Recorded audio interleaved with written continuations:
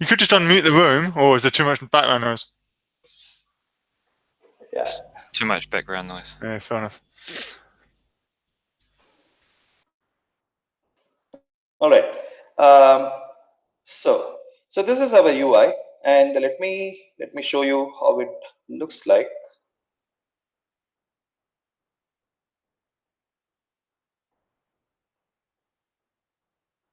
Right, a very basic UI, nothing very fancy, very basic UI, and we expect the user to be able to enter the data and use the range control to select the to select the tags, and then click calculate, and we expect the result to be displayed here. Right, very basic stuff, nothing very complicated. And I will use jQuery for this. So let me jQuery.com/downloads.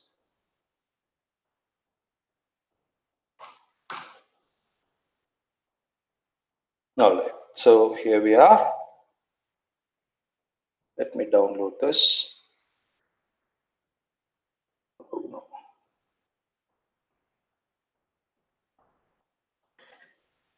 Okay, so let's write a definer script tag.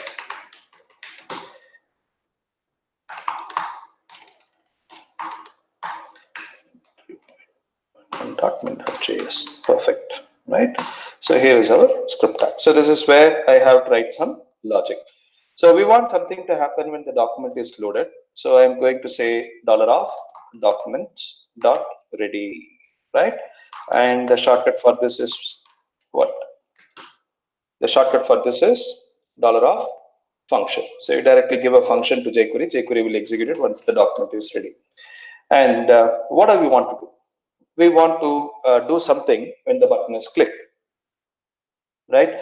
So how do we do that?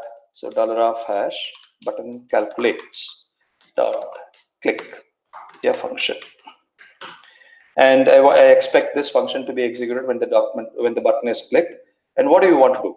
We want to take the data from the text boxes. So where I'm using ES5 syntax, okay? So where basic is equal to $of hash text basic dot val will give me the value of the text box, and I have to convert it into a numeric value, because the val will return the value of the text box as a string, right? So I have to convert it into a numeric value. So what I can do, I can write a simple extension method to the string base class, so that all strings will have this method. So I don't have to call parseInt again and again and again. All right. So here we have basic, take the HRA DA tags. So let's take text HRA, text DA, and range tags. All right. So this is HRA, this is DA, this is tags. Okay, and let's calculate it. So where gross salary is equal to basic plus HRA plus DA, and the net salary is equal to gross multiplied by 100 minus tax divided by 100, and I have to display the result. So let us display this. So $of hash td basic dot text of basic, and repeat this for HRA, DA, tax, and salary. So this is TD HRA, TD DA, TD tax, and this is TD salary. And this becomes HRA, this becomes DA, this becomes tax, this is salary. Net. Right? So this is net. Good. So that's it. Very basic stuff, nothing very complicated, very simple functionality. And let us see if this works. So reload this, enter the data, 10,000, 2,000, 3,000, give a 5% tax, click calculate. It is working just fine. Somewhere the selector is wrong. So TDDA. So this TDD. There you go. Okay. So 10,000, 2,000, 3,000, give a 5% tax, click calculate. It is working just fine. No problems. No problems. It works, right? It exhibits the behavior that we are expecting from the application. But there are some minor things that assumptions. There are a few assumptions. What are the assumptions? Assumption number one, right? This application will 100% satisfy the user expectations. Okay, so this is 100% functionally right. I know very well that there is a lot of scope for improvement in this application. What are they?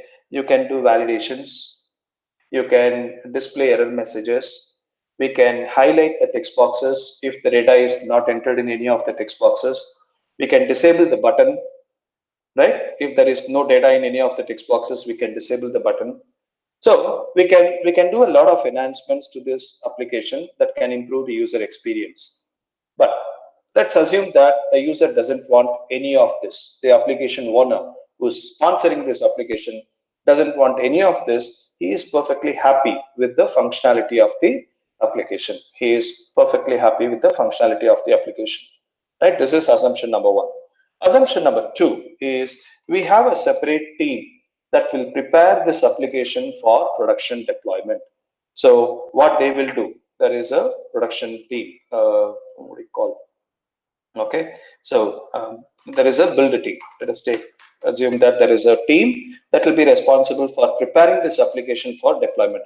So what they will do, they will take this script tag, right, whatever we have in the script, they will take care of copying this, pasting it in a separate JS file, and compile it, minify it, uglify it, version it, all that they will take care. And similarly, they will also take the styles from the HTML page, and they will create a separate CSS file. Let's assume that there is a separate team to take care of all these things. As developers, our job is to write the implementation for the problem, okay, for the solution. So now, with these two assumptions in mind, is this implementation fit for production release? What do you suggest? No validations are needed, no error messages, nothing is needed. I know they will make the application better, but we don't need any of them, point number one. Number two, we don't have to worry about writing this in a separate JS file, etc. That will be taken care by another team. So apart from these two concerns, do you see anything wrong with this implementation? What is your opinion?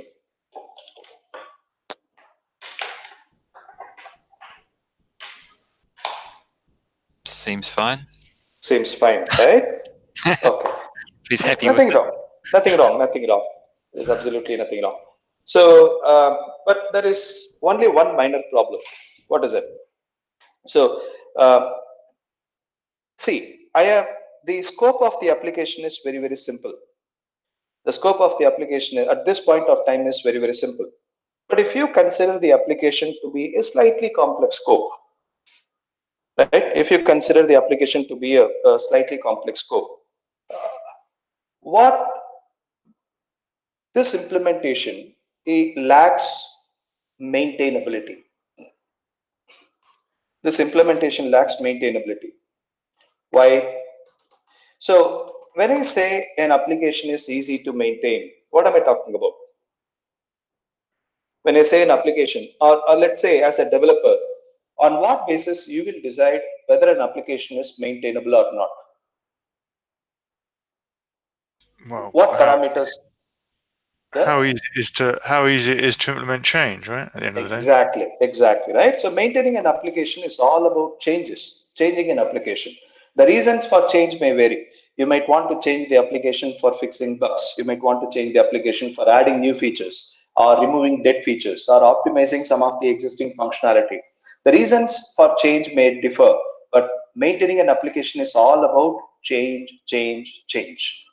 So when we build an application, it is not important. You are all experienced developers, so I don't have to reinforce it. So we know that it is anyone can build an application that works. not everyone can build an application that is easy to change, right? It takes skill, it takes a lot of experience, and unfortunately, right, this application, whatever this implementation, whatever we have done, is not maintainable, is not easy to change. Why? Very simple. The number one rule when you want to make something changeable, when you want to make something maintainable, when you want to make an application maintainable, is there has to be a proper separation of concerns. Right? There has to be proper separation of concerns. Right? Very simple, single responsibility principle. I'm talking about the basics. So single responsibility principle. So there has to be, every entity should change only for one reason. No entity should change for more than one reason. Every entity should change for only one reason. And unfortunately, if you look at this code, right, whatever we have written, if you look at this code, there are too many responsibilities in one single entity of our application. What is it? This takes care of user interaction. This takes care of core application logic. This also takes care of displaying the result. Right? So why is it wrong? What is wrong with this? Tomorrow, when I have to change, let's consider one angle of change. So I want to change how the salary is being calculated. I want to change how the salary is being calculated. After 2 months, I want to change how the logic for calculating salary. What I should search for in the code base? I should search for a button click. Right? I should search for a button click. Why should I search for a button click if you want to change how the salary is being calculated? Why? Button click is UI concern. It is user interaction logic. Salary calculation is core application logic. So why should I change the user interface logic to have an impact on the core application logic? Because it is embedded there, because there is lack of separation of concerns, right? So this is synonymous to what? In your organization, let's say your laptop is not working, and you want to fix it, but let's say you are new to the organization, you want to fix your laptop, and you don't know whom to reach out to, but your colleague says that if your laptop is not working, you have to take it to the receptionist. She will help you fix it, right? This is absurd. Why? Because what does the receptionist got to do with your laptop? How does she know how to fix your laptop? Right? So similarly, if this is the UI concern, the button click is UI, it is user interaction responsibility, and here our core business logic is buried inside the user interaction responsibility. So this will make our application a little difficult to maintain in the long run. Okay, so what am I supposed to do? Very simple. Have one entity responsible for user interaction, another entity responsible for core logic, non-UI responsibilities of your application, right? So how do we do this? Before this, I will quickly create a GitHub repository for our training. So I'll share it there so that you can take it from there.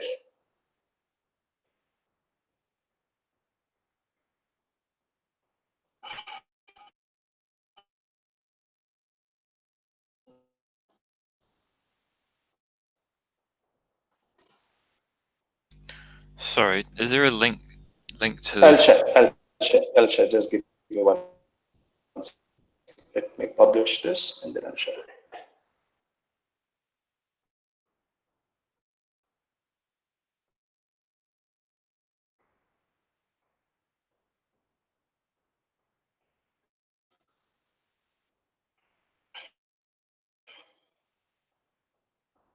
What is wrong?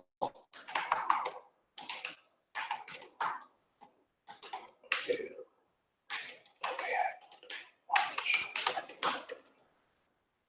Good. So let me validate this. Just give me a second. Perfect. This is the one. Right. I will share it in the.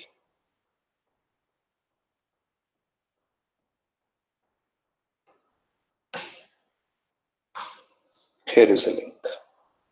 I've shared it in the chat window.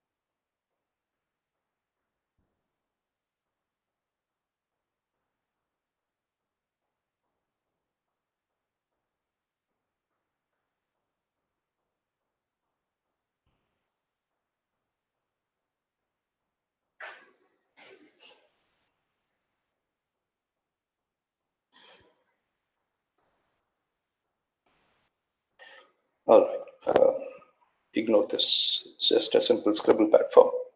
Okay, right. So now what I would like to do is I would like to refactor this in such a way that it is easy to maintain in the long run. And one simple thing that I want to do is separate them, segregate the responsibilities, right? So how do I do that? Let me save this as 02 index.html, and I'll have one class. I'm using the old ES5 syntax. If you want me to use the ES6 syntax, I'll be more than happy. But for now, I will use the old ES5 syntax for creating a model, right? So this will be our salary calculator model. And what this will do, this will manage the state and behavior of a calculator, right? So what are the state?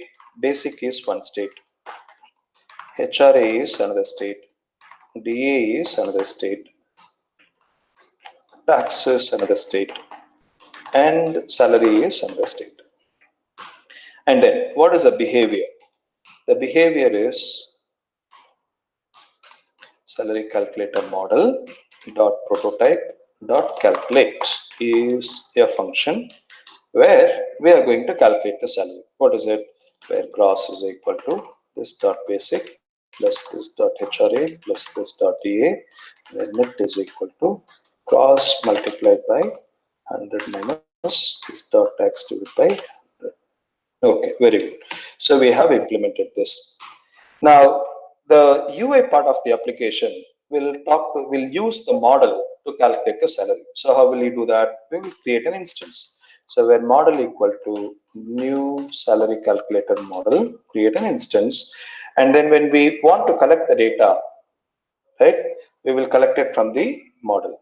So model dot basic, and this is going to be model dot HRA and model dot DA and model dot tax, right? And don't do the calculation here.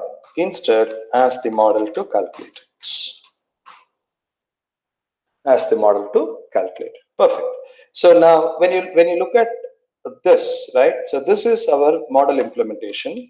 So this takes care of the core non-UI state and non-UI behavior.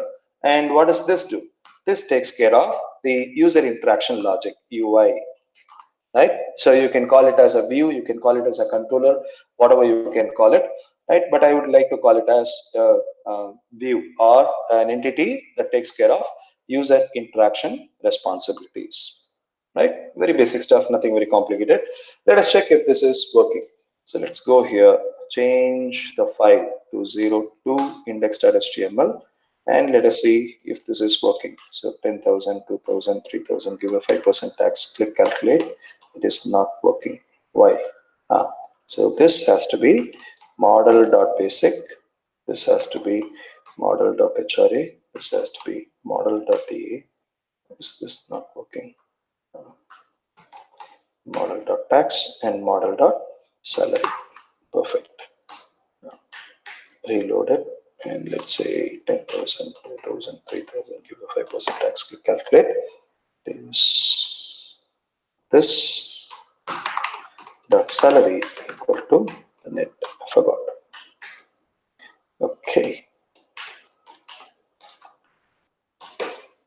Working just fine. It is fine. Okay. So now, if you look at it, we wrote more code. We wrote more code definitely, but we did not change the functionality of the existing application. We did not change the existing functionality of the application. We did not enhance the functionality of the application. The functionality of the application remained the same, right? And yet we had to write more code for what? To improve the maintainability of our application. So how does it improve the maintainability? So tomorrow, when we have to make changes, right? If the change is in terms of the UI, I know exactly where to make those changes. If the change is in terms of user interaction, I know where to make those changes. If the change is in terms of core logic, salary calculation, I know where to make those changes. So simply all we did was we improved the maintainability of our application by simply refactoring the code into model and view, right? So let me check in this, take this, have a look at it and let me know.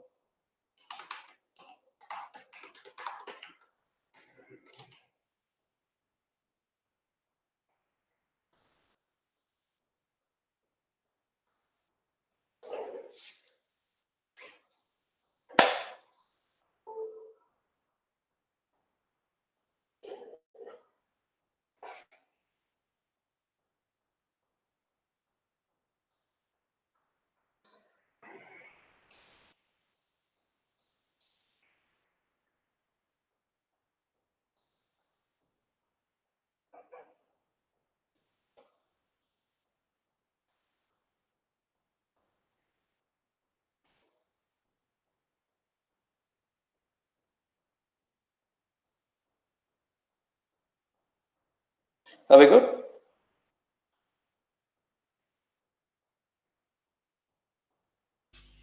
I'm good.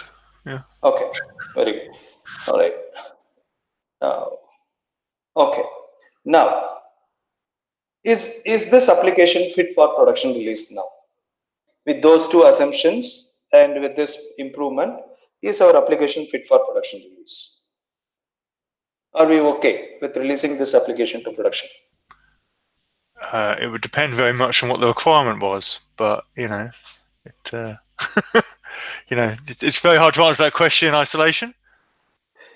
I'm sorry, what is it? Sorry, it's hard to answer that question in isolation, right? You can't say whether or not something. I don't know what the production purpose is. I mean, it does the job, right? So it's a nebulous question. I find it hard. Okay, so all right, so okay, so for me, right, it is not. It is still not fit for production release. Why? The reason is very simple. Segregating responsibility into multiple entities is the first step towards making your application maintainable. But that it doesn't end there. Then what is needed? When we segregate our responsibility, let's say we have one big entity here, right? We have one big entity. And now we are breaking them into two entities. So one is A and the other one is B. We are breaking them into two entities. Now, when we break them into two entities because of their responsibility, when we break them into two entities, if those two are related in such a way that, right, if those two are related in such a way that anytime we make changes to B, we also have to change A. Every time we make changes to B, we also have to change A. Then, did we achieve our goal of segregating them into two different entities? Every time you make changes to B, you also have to change A. If we have split them in such a way that every time you make changes to B, you also have to change A, then did we achieve the segregation of responsibility? The main reason why we would want to break one entity into two entities is that we want to have the freedom of change. I should be able to change one without worrying about its impact on the other. I should be able to change one without worrying about its impact on the other, right? Now, if they are segregated in such a way that every time you make changes to one entity, you also have to change the other, then we lose the benefit of breaking them into two different entities. We can as well keep them together, right? So we use a term to explain this kind of relationship. What do we call? We call it them as tight coupling, right? Tight coupling. So one major thing, when we break a bigger entity into smaller entities based on the responsibilities, we also need to make sure that they are loosely coupled, which means what? A change in one should not have an impact on the other. A change in one should not have an impact on the other. Okay, very good. Now, can all changes be isolated? Can one be, the A be insulated from all the changes of B? Definitely not. Right. So when you talk about changes, there are two levels of changes. One, a change to the public interface. The other one is a change to the private implementation, the internal implementation. Now, if there is a change to the public interface, you cannot avoid it. A has to change. If the interface of public interface of B is changing, A has to change. There is no way you can avoid it. But what you can avoid is, if the private implementation of the B is changing, if the private implementation of the B is changing, you can avoid changing A. Right? You can avoid changing A. You should avoid changing A. The private implementation of B should not affect the behavior of A. Now, in order for you to achieve this, in order for us to achieve this, right, we need to make sure of one thing. What is it? A should not have knowledge about the private implementation of B. A should not have any knowledge about what happens internally in B. Right? A can have any knowledge about what is publicly exposed by B, but A should not have any knowledge about what happens internally in B. Right? It should not have any knowledge about what happens internally in B. If it has knowledge about what happens internally in B, it means that anytime the internal implementation of B is changing, A also has to change, and thus it becomes very tightly coupled. Right? It becomes very tightly coupled. Now, look at the code base and tell me whether those two entities are loosely coupled or tightly coupled. So in our case, what is A? The view is A. And what is B? The model is B. And the view is using the model. The view is using the model. So now look at the code and tell me if A and B are loosely coupled or tightly coupled. What do you think?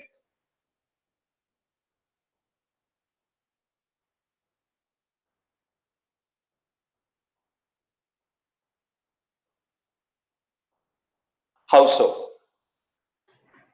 Matthew?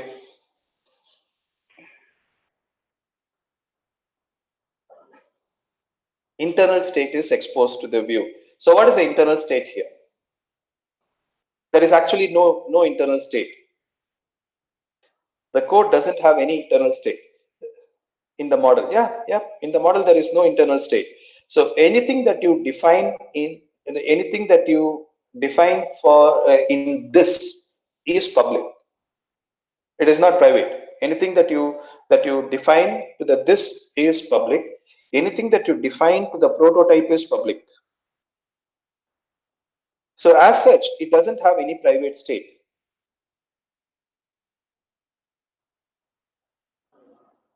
It doesn't have any private state.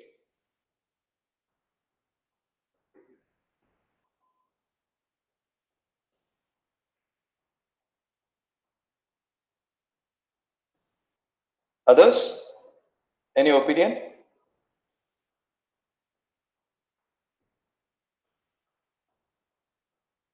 Right. So this is a little tricky, right? This is not always easy to find. This is always a little tricky. Why? Technically, you cannot have access to the private state. Technically, you cannot have access to the private behavior. But you can have knowledge about what happens internally and act accordingly. For example, watch this. So if you take this, right? If you take this logic, you are populating the data and calling the calculate method. The view is populating the model and calling the calculate method, basic HRD and tags, and then calling the calculate method. Now, with respect to the view, the model's calculate is nothing but a simple function that doesn't take any arguments. The model's calculate method is just a plain simple function that doesn't take any arguments. And it should not know what happens internally in the model. The view should not know what happens internally in the model. It should not know what happens internally in the calculate method. So if it doesn't know what happens internally in the calculate method, on what basis? The view chose to populate basic HRD and tags before calling the calculate method.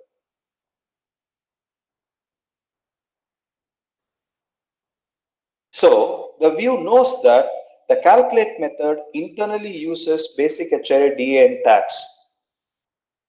So it is populating it before calling the calculate method, right? So in other words, I can also say this. If I take this model.calculate line and paste it here, will my application work the way it is supposed to work?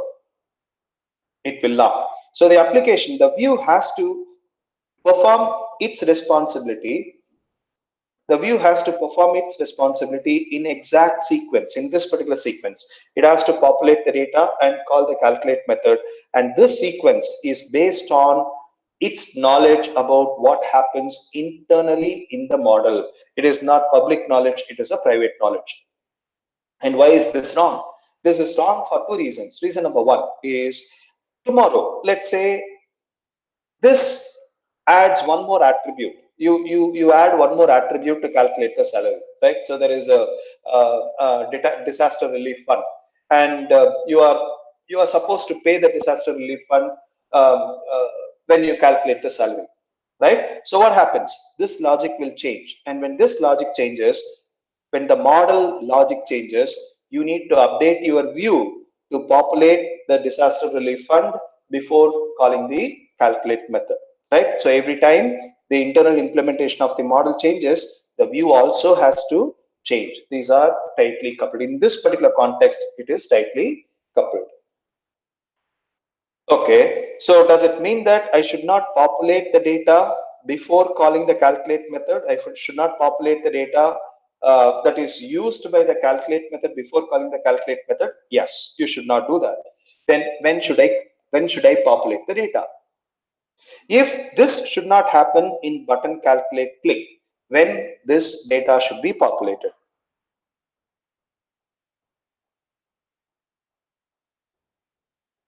When this data should be populated, right? When you enter the data, presumably. Exactly, right? So when you look at the responsibilities, when you look at what's happening here, right? So here is our model. Here is our user. So this is our model and this is our user. So what the user wants, whatever the user wants is offered by the model.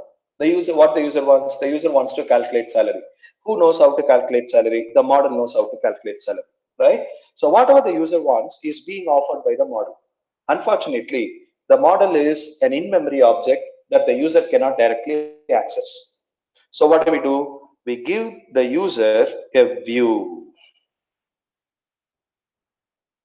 We give the user a view, right? So what is the role of the view here? The view acts as a medium through which the user communicates to the model. The view acts as a medium through which the user communicates to the model. The user is able to, the ultimate goal is the user wants to communicate to the model, but he cannot do it directly. So we offer the user a view using which he can communicate to the model. So here, the role of the view is to act as a mediator between the user and the model.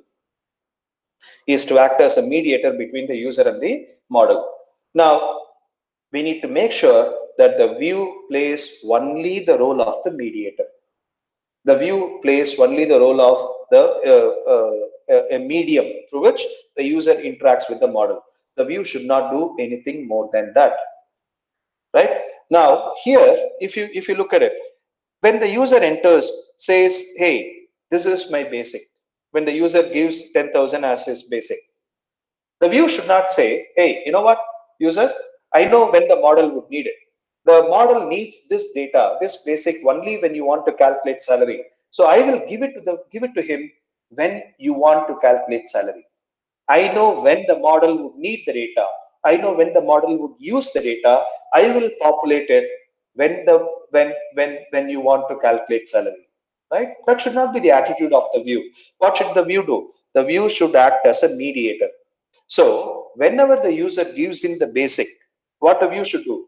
The view should immediately call the model and say, hey boss, this is the data entered by the user. I don't know when you would want it. You might want to use it right now. You might want to use it at a later point of time. I don't care. Here is it. You keep it with you. You want to use it now, use it right away. You want to use it at a later point of time, that's up to you. My job is to act as a mediator. I am handing over the data to you. You figure it out. Am I making sense? Right? So here, in this particular context, the populating data to the model is based on the view's knowledge of the model about when the data would be needed, and that will make your code tightly coupled. So how do I make it like loosely coupled? By making sure that the model's role, the view's role is limited only to act as a mediator between the user and the model. So it should not know how the data is used. When the data is used, its job is to simply pass on the data. As and when the user enters the data, pass it on to the model. There are some exceptions to this. We will discuss about those exceptions. But for now, I'm going to take this as a hard rule that the views have to follow. Right? So let us implement this. So save this as 03 index.html. So this data should not be populated based on when it would be needed. They have to be populated based on when they become available. So let me paste them here, and I will say don't populate this $of dot change of a function, and I want to do something here. And what is it?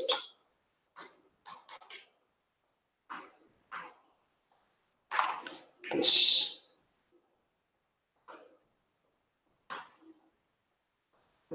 That's it.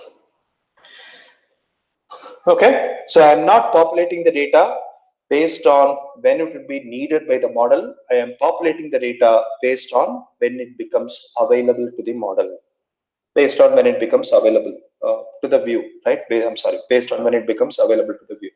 Now, I want to check. First, let us test this. So let me go to the browser and 03 index.html and 10,000, 2,000, 3,000, give a 5% tax, click calculate. It is working just fine. But I want to make sure that it is working the way it is supposed to work, right? So how do I do that? Verify when the data gets populated. Is the data gets populated as and when the data becomes available, or based on its knowledge about when it is being used, right? So verify that. How do I verify this? Very simple. Expand the scope of the model to window so that I can access it from the console, right? Otherwise, its scope is within the function. You cannot access it from the console. So I'm going to expand the scope of the model to the window so I can access it from the console. Let's go to the console and look at what is the model, right? Model, everything is 0.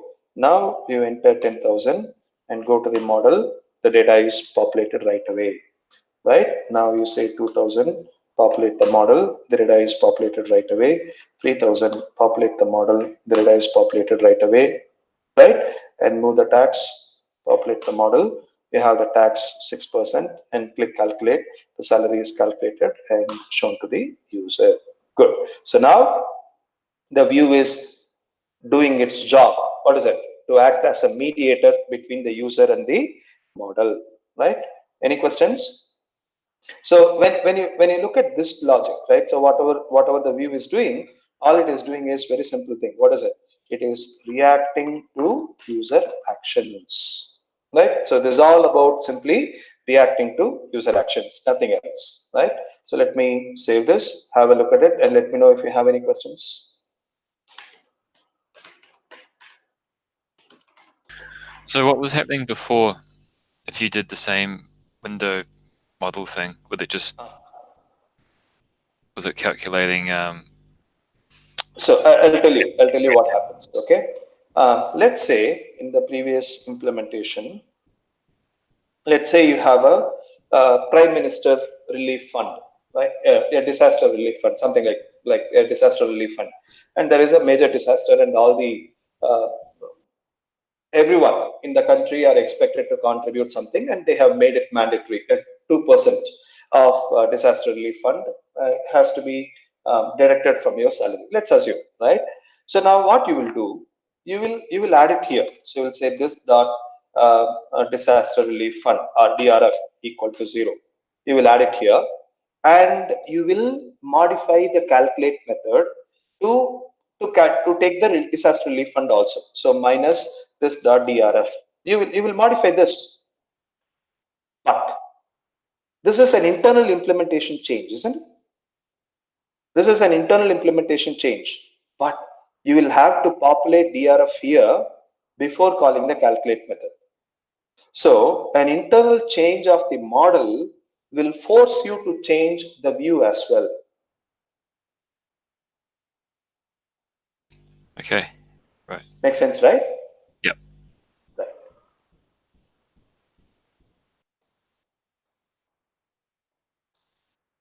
This is what we want to avoid. That's all, nothing else. Okay. Others, I'm assuming that you are following.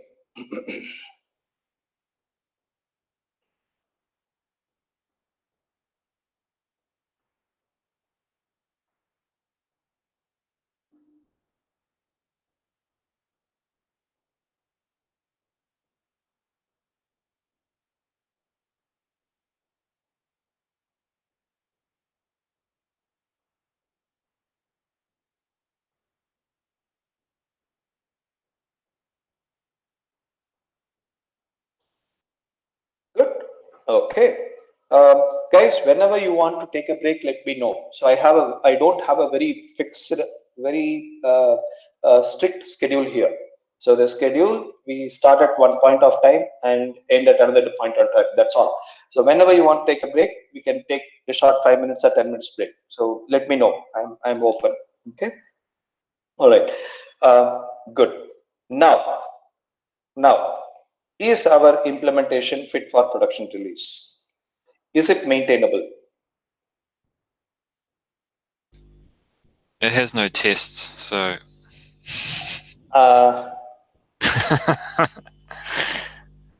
Okay, apart from tests. Good. Apart from tests. So can we have a 10 minutes break in 10:30? I think it is already 10:30, right, Bencho? No, it's 10. It's 10, is 10. it? Yeah. Okay. In another 30 minutes, right? Yeah, we'll do. Yeah.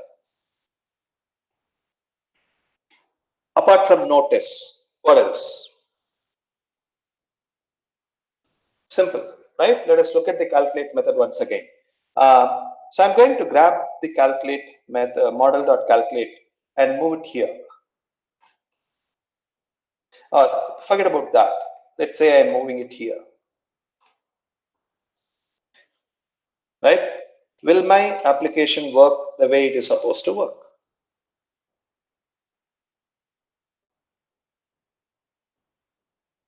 No, it will not. Why? Because, oh no, not here. Sorry, here.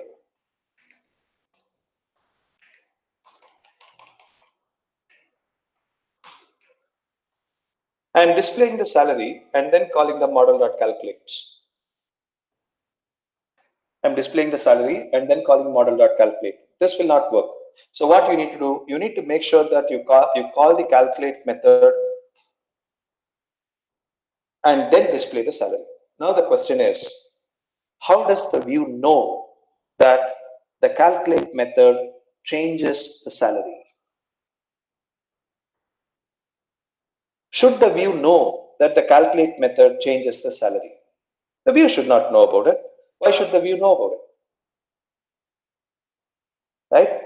Why is this a problem? This is a problem because tomorrow, let's say you are introducing one more method.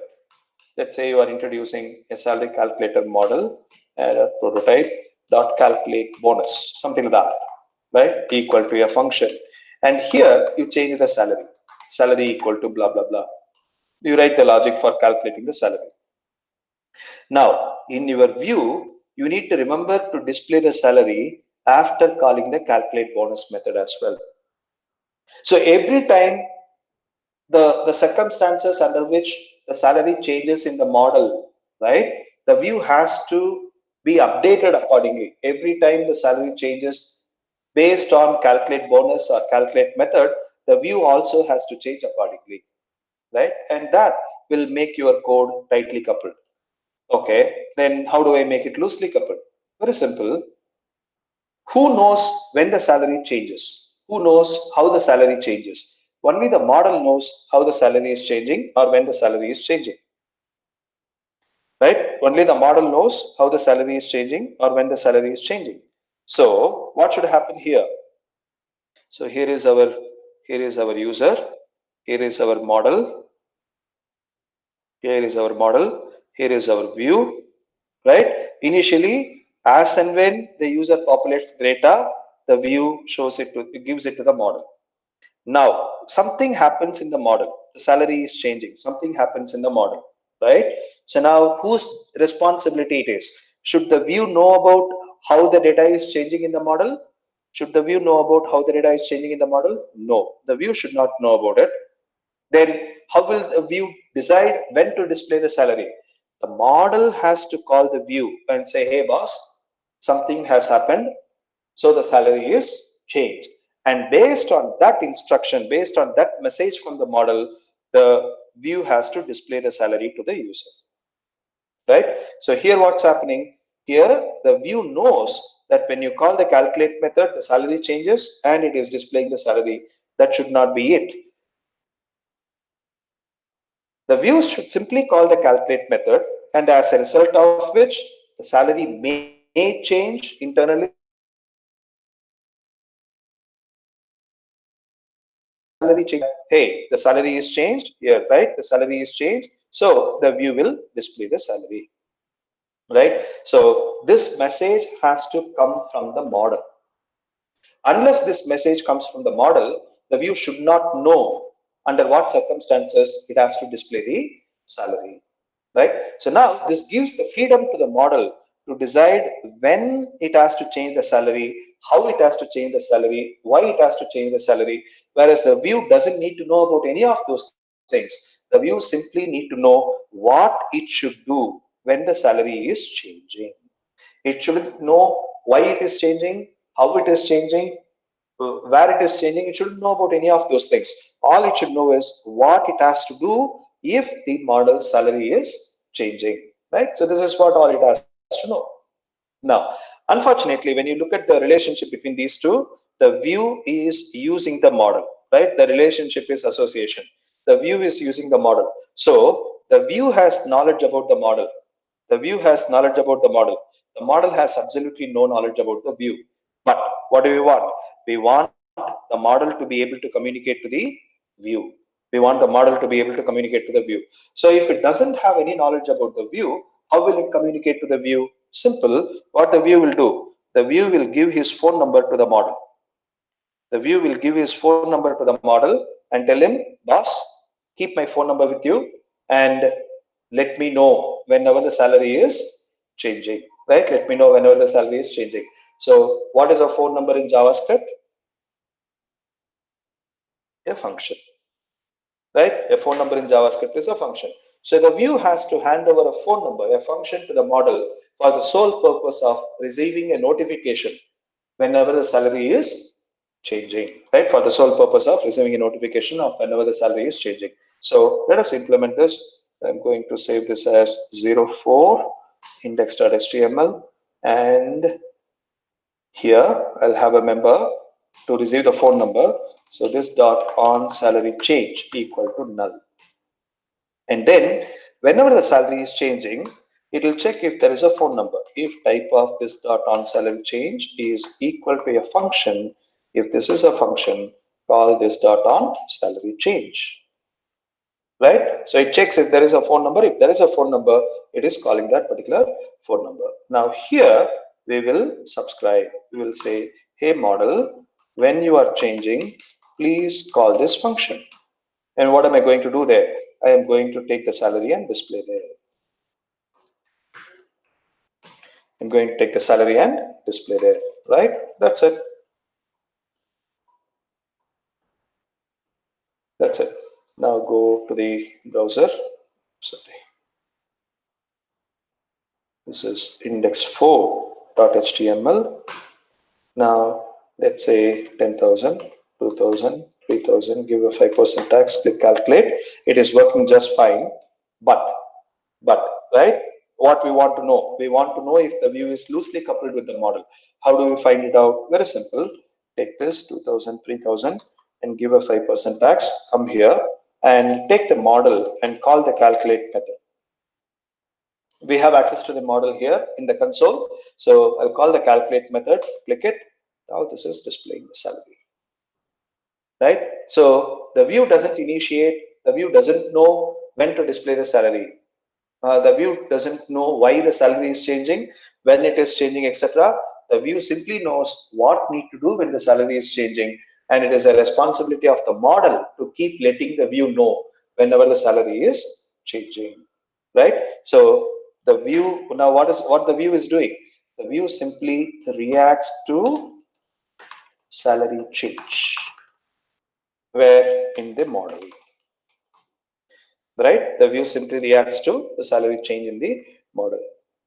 Guys, are you finding the discussion useful? Are you okay?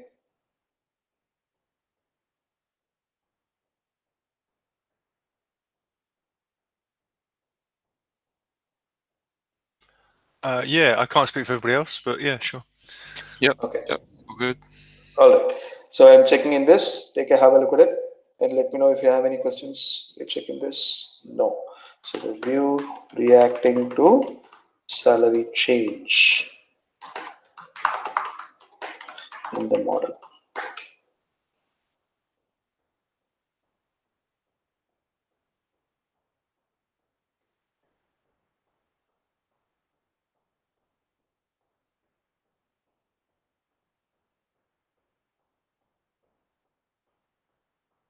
Code is checked in. Take a few minutes, go through it.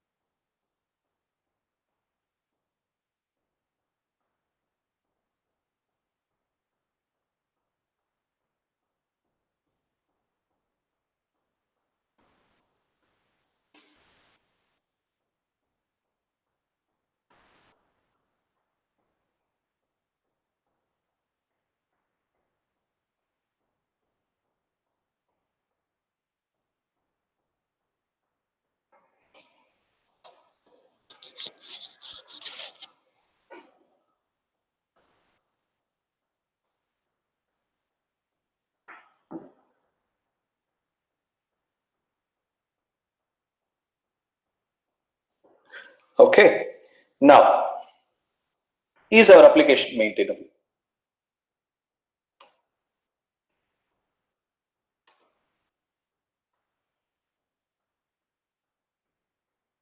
Not yet. Why so? Look at when we are displaying the salary. I'm sorry, basic. Look at when we are displaying the basic. We are displaying the basic on button calculate click, right? Should we display the basic when the button is clicked? Should we display the basic when the button is clicked? No, it has got nothing to do with the button, right? So what should happen? We have to follow the same approach. What is it? Whenever the basic is changed in the model has to let the view know that the basic is changed, and the view has to display that to the user, right? So that instruction has to come from the model. The instruction has to come from the model. Whenever the basic is changing, right? The model should update the view, and the view should display it. Now, if you look at the basic, right? It is a public member. It is this dot basic. It's a public member. So it doesn't. If it is a public member, we won't know when it is changing, right? So in Java or C Sharp, if you have a class, we will not have a public member. We will not say employee class. We will not say public int id. We won't do that. Why? Because we want to have control over what data comes in, what data goes out, right? So how do we achieve that?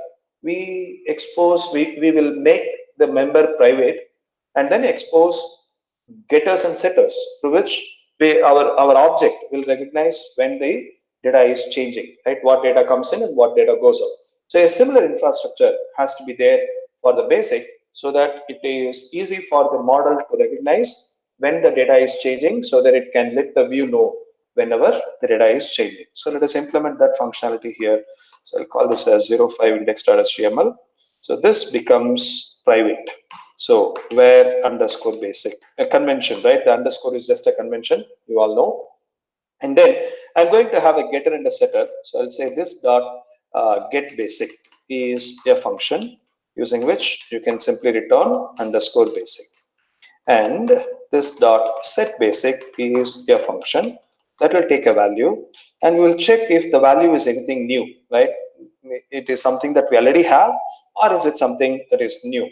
So we'll check if underscore value is, underscore basic is equal to value. If I already have it, I don't need to do anything. I'm simply going to return. Otherwise, we will say underscore basic equal to value, but it doesn't stop there. The responsibility of the model doesn't stop there. What do you want? We have to let the view know whenever the model is changing, whenever the basic is changing. So I'll have a similar phone number here. So this dot on basic change is equal to null, and then here we will check if type this dot on basic change is equal to a function, then call this dot on basic change. Right? So now our model, the interface changed. So it is not this dot basic anymore. There is a private member and there is a callback function, a placeholder for a callback function, and then a getter and a setter. So this becomes get basic. There is no this dot basic anymore. This becomes get basic, and this becomes set basic. Right? This becomes set basic, and here we will write a similar member method. So on basic change equal to a function, and this is where I am going to populate the basic.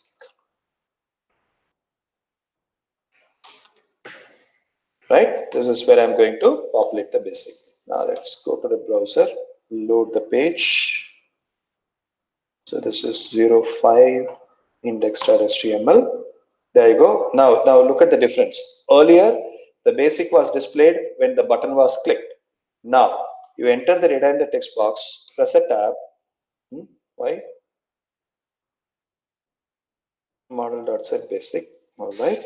You haven't got get basic in the callback. Right. Thank you. So this has to be get basic. This has to be get basic. Thanks. Right. So now you enter 10,000 and press a tab. This immediately reflects it. Right. Now you may say, why can't I display this right here itself? Right. I could take this and display it right here. This will also have the same behavior. So let's go back here, reload it, and you press 10,000 and press a tab. This reflects it. This works. Right? So why do I have to take it all the way to the model and then take it and display? Why can't I directly do it in the text basic change itself? Simply because what you display here is not the contents of the text box. What we display here is the basic of the model.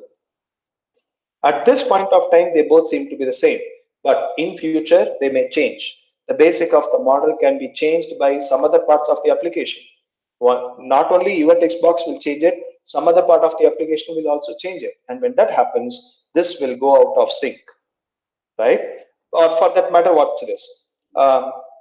If when we consider our correct implementation, so let me keep it here, save this, go here, reload it. The benefit of this approach is, let's forget about the text box. Let's assume that the console is a different part of the same application. And here, the basic is changed. So set basic of 20,000. Right? Now this will reflect. But if the same code is here, right? This will work if you enter the data in the text box. But it will not work if the data is set through some other part of the application, right? So when you click calculate, now it shows 20,000. So this is out of sync. This is out of sync with the model state, right? So we have to remember that this TD represents the basic in the model. It is not representing the data in this text box. It is representing the basic in the model, and we should always be prepared that that basic can be changed by any other part of the application. It will not be only through this view, but it can be changed by any other part of the application, right? So basically, we have made the basic also reactive. So the view can let the model, the model can let the view know not only when the salary is changing, it can also let the view know when the basic is changing. And in order to do that, our model has to change. The representation of the model has to change. So it cannot have this dot basic anymore. The basic has to become private, and you need to have a callback implementation, and you need to have a getter and a setter so that you can let the view know, right? Let me check in this, have a look at this, and let me know.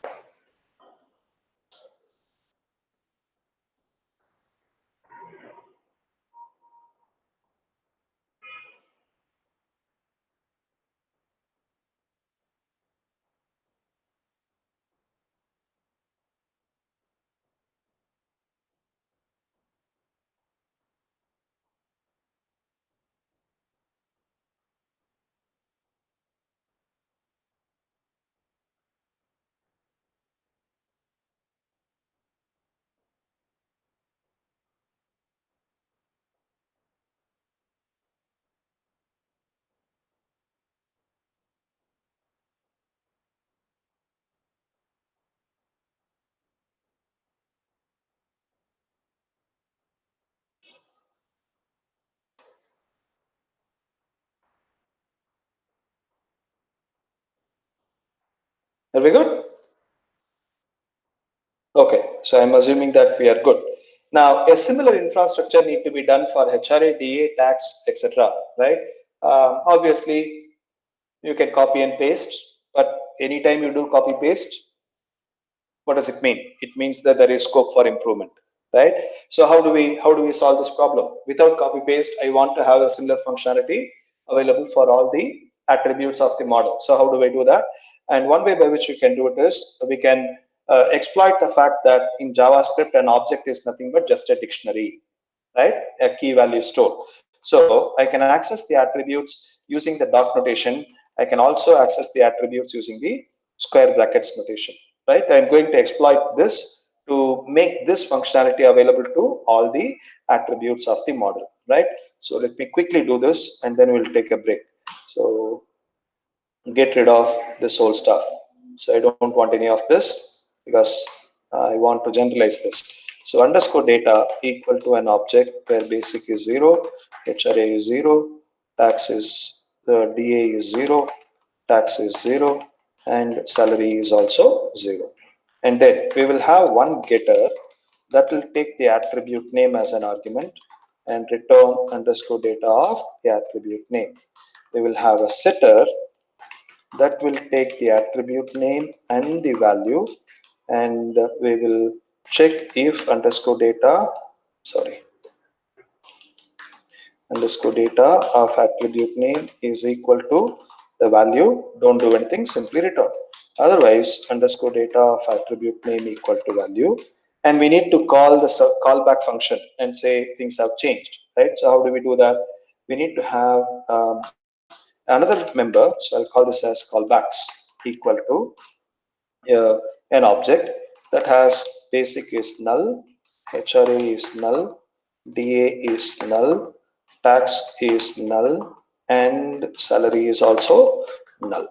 And then we will have here we'll take where callback is equal to underscore callbacks of attribute name. And if type of callback is equal to a function, then call the callback and let them know that things have changed. And maybe when you call them, you can also pass the value. And here everything will change, right? So earlier we had basic HRADA. Now there is no basic, there is only getters and setters. So this becomes get of basic HRADA and tax, and this becomes set of salary. And you don't have to do this because this is taken care by the setter, right? The setter automatically calls the callback. So you don't have to explicitly do this for the salary. And here, right? So this is what we had. And now all these things has to change. This is what? Set of basic, comma, this. And this will become, so now how do you get the callback function, right? So there has to be a method. So we'll say this dot subscribe equal to a function, take the attribute name and a callback function, and we will say underscore callbacks of attribute name equal to the callback function, provided it is a function. So if type of callback function is a function, then do this. Very good. Now here, right, we will have a subscribe method, and in the subscribe method we will say if the salary is changed, then take the salary and display it here. You simply say value, right? And you can say dot text of value. Now similarly, we will have to do this for basic HRA, DA and tax. So this is TD HRA, TD DA, TD basic and TD tax. This is HRA, DA, basic, tax, salary, HRA, DA, basic, tax, right? That's all. Now we don't need this. Now save this. This is what? 06 index.html. Now if you say 10,000, 2,000, 3,000, give a 5% tax, click calculate, you will find that these are reflecting there and there, right? So I type 10,000 and press a tab. This is immediately reflecting 2,000, press a tab, immediately reflecting 3,000, press a tab, immediately reflecting, and change the tax, immediately reflecting, and click the calculate, it is working. But not just that. If the model is changed by someone else, right? So basic, comma 20,000, right? You'll find that the view is changing right away. So dot HRA, comma 10,000 and dot DA, comma 10,000, model dot set of tax, comma 10%, right? That this is changing, and then say model dot calculate. The salary is changing and it is displaying it. Right? So we have made our view react to model changes, right? So it is not just salary change. It is for any change in the model, right? So we don't have to do any of these things. We don't have to do any of these things. All right, good. So someone wanted to move their car. We'll take a short 15 minutes break, come back and we'll continue the discussion. Are we okay?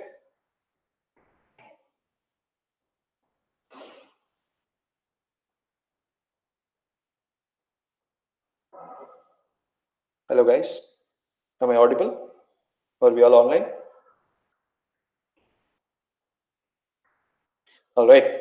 So take a 15 minutes break, come back, we'll continue the discussion. In case if you want, I'll check in the code.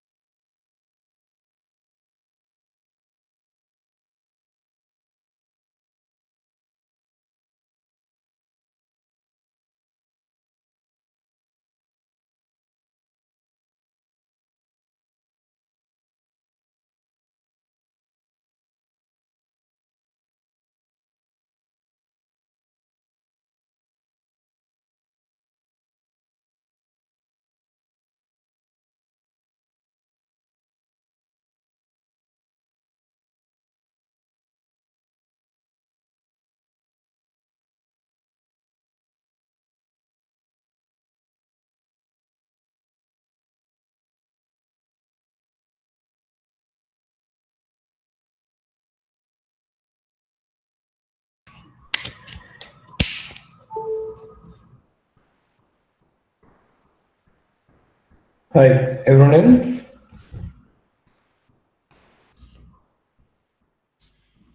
It looks like there's a couple of people missing in the room and all. Maybe their cars are further away.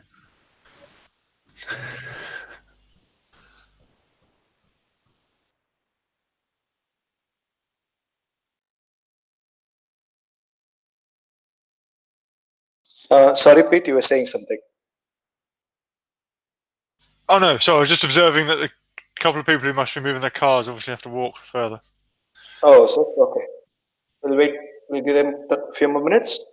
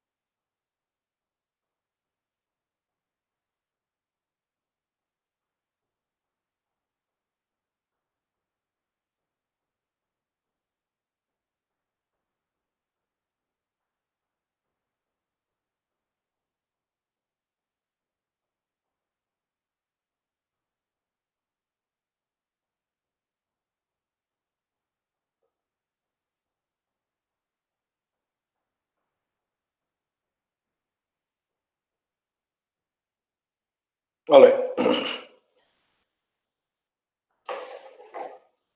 Okay. Good. So now, if you look at the responsibilities, right? I think did I check this in? Good. Okay. So I have checked it in. So now, if you look at the responsibilities of the view, right, or the UI, if you look at the responsibilities of the view does only two things. What are they? Number one, it is reacting to user actions, right? And number two, it is reacting to model changes. Other than that, it is not doing anything else. Whenever it gets the data from the user, passes it on to the model, and then whenever the model is changing, whenever it receives an instruction from the model saying that the state has changed, it is simply taking it and displaying it, reflecting the model changes in the view. So it is either reacting to user actions or reacting to model changes. What it doesn't do, it doesn't act, right? It doesn't act. It only reacts. So what is the opposite of reactive? Inactive. Proactive, right? The opposite of reactive is proactive. So when can you be proactive?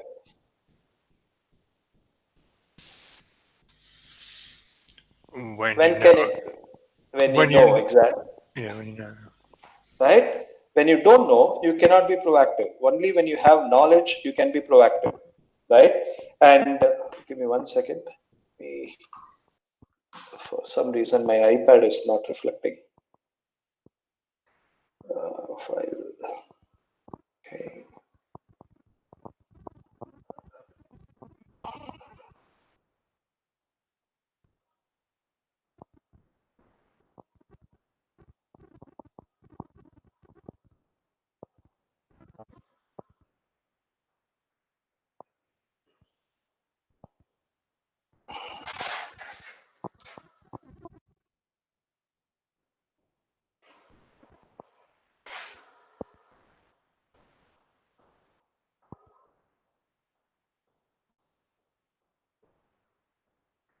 1 second, sorry.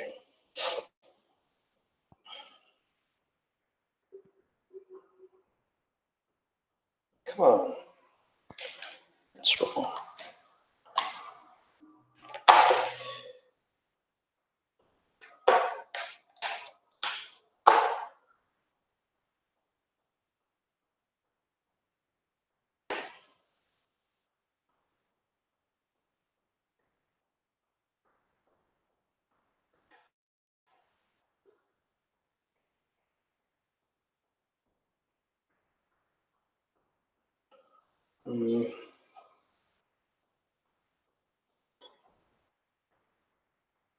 Okay. Oh, I'm sorry. Just give me 1 second.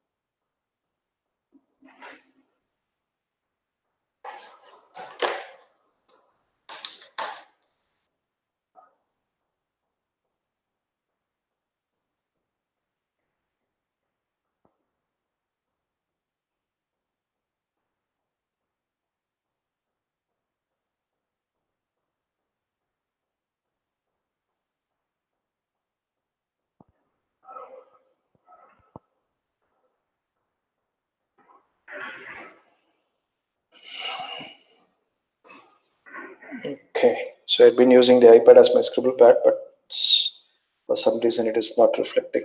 Okay, so let me see if I can manage without that. Okay, so the opposite of reactive is proactive, right? The opposite of reactive is proactive. And when can you be proactive? One can be proactive only when they have knowledge about what is going to happen, right? When they don't have knowledge, they cannot be proactive. Now, if you look at what we had been trying to do from the beginning, right? We had been trying to make the view dumb.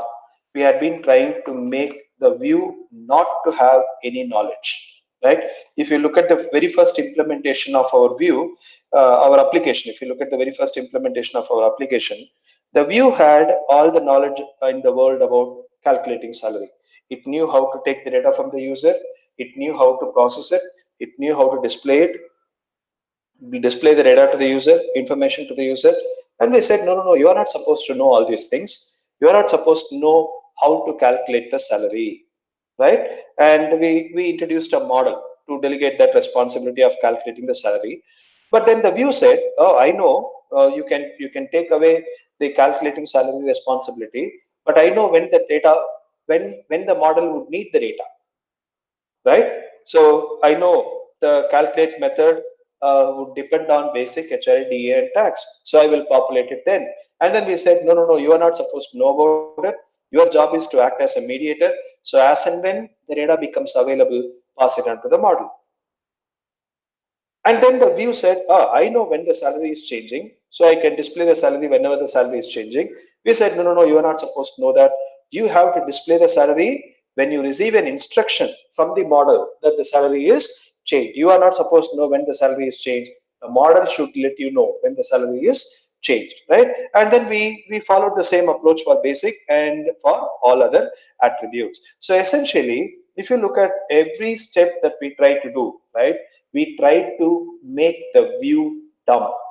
We are trying to rip away any knowledge that the view has, right? And how do we make it dumb? Very simple. Make the view more and more reactive, right? So when you make the view more and more reactive, automatically you are forcing your view to stay dumb, and thereby you can improve the maintainability of your application. Does it mean that in order to build a maintainable UI, the UI has to be dumb? Yes, that is true, right? Your UI has to be dumb. your view components have to be dumb. Their job has to be simply two things. What are they? Reacting to user actions and reacting to model changes. As long as you limit the responsibilities of the view to only these two, then it is very easy for you to build maintainable applications, right? But it doesn't stop here. What is it? In order for your view to become maintainable, right? In order for the view to stay dumb, in order for the view to be reactive, right? Your model changed drastically. Our model changed drastically. Earlier, our model was just a plain simple object that had 5 public members and a calculate method. And that is not sufficient anymore. Our models have to let others know whenever it is changing, right? Our model has to let others know whenever it is changing. So we call this as an observable model. Is that clear? So this is not the RxJS observable. So that's a different story altogether. This is a literal English observable. The word English, the literal meaning of observable. What is it? The model should be able to let others know whenever it is changing, right? The model should be able to let others know whenever it is changing. So to build a proper UI, these two are important. The model should let others know whenever it is changing, and the view should be only reacting. It should react to user actions. It should react to model changes. Why? Because the view has to stay dumb. It cannot have any knowledge about the model of the application, the internal knowledge about the model, right? So this is what is needed. Okay, now does it end here? No, it doesn't. Why? In our application, right, the model is capable of letting only one view know whenever it is changing.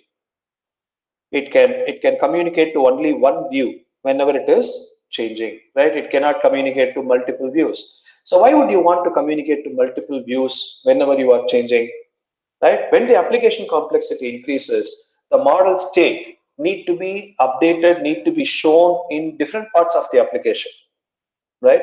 One simple example could be Gmail, right? Gmail is a fantastic example for how a rich internet application, how a browser-based application has to be built, right? It may not be very fancy. There are no graphics, there are no shadows. It may not be very fancy, but when it comes to the functionality of an application, every developer should look at the Gmail as an application. When he looks at the Gmail as a developer, then he can very well understand how an application has to be built, right? Let me take you through this. Watch this. So let me. All right. Okay. So this is my Gmail.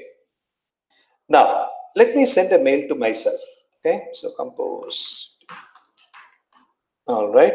So let me send a mail to myself. So here is my mail. And let me open this mail in multiple windows. So this is one window and this is another window. And let's go back here. Right? Now let me open this mail, the various windows that I have opened. So let me keep it here and keep it here.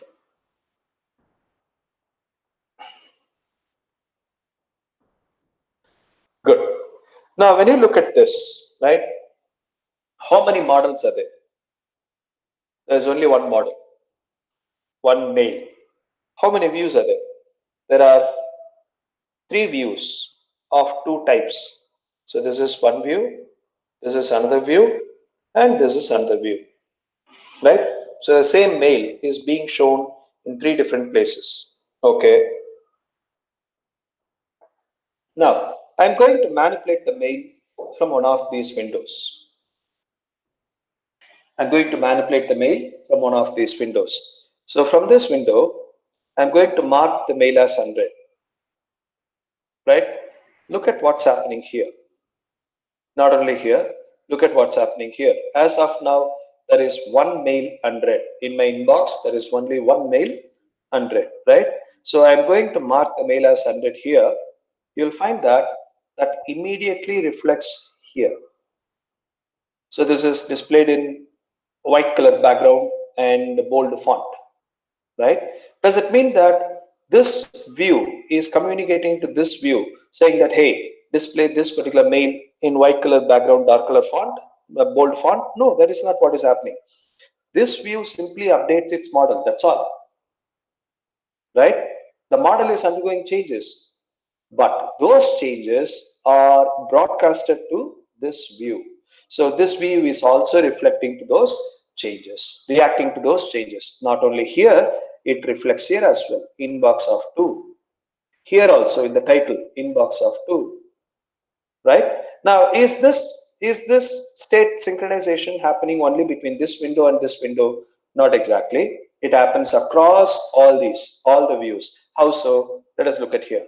Now I come to this window and mark this mail as unimportant. Right? I am marking this mail as unimportant. So click it. Now this has become unimportant. This has become unimportant. Right? Now click the mail as important. Now this shows up right here. It shows up right here. Am I making sense? Yep. Right? So you delete the mail from one of these windows. So I'm deleting the mail. You'll find that this immediately goes away from here. This shows inbox of 1, the old. This shows inbox of 1. Here says that the mail is in trash. Here also says the mail is in trash. Right? So it is not sufficient for our model to reflect in only one view. There might be a need in our application so that the model state has to be reflected in multiple views in other parts of the application as well. Right? Now, our model implementation is not equipped to handle this. Why? Let us take this. Now, let us, right?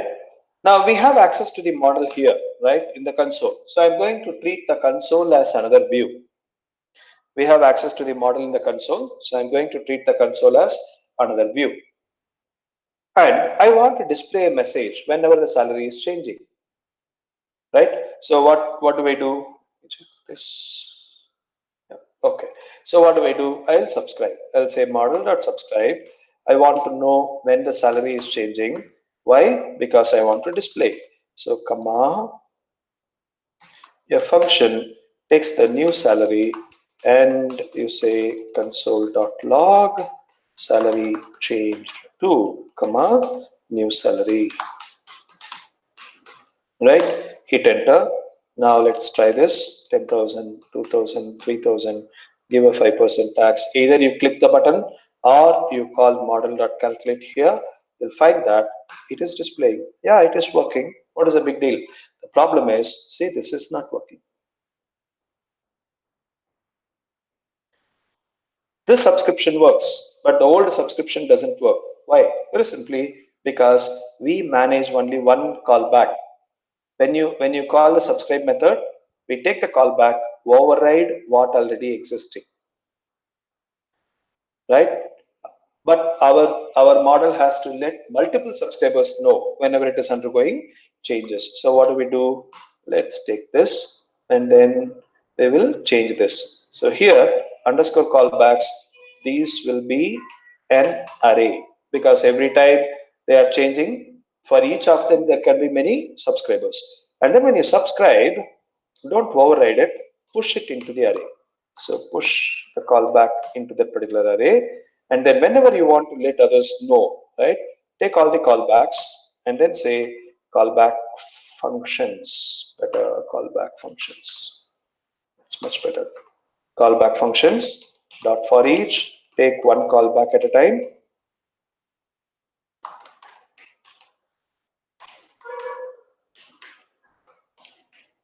Right, and perform this. Right, take one callback at a time and perform this. Now go back. This is 07.html. So this is 07. Okay. Now let us, I'm sorry, let us subscribe for this.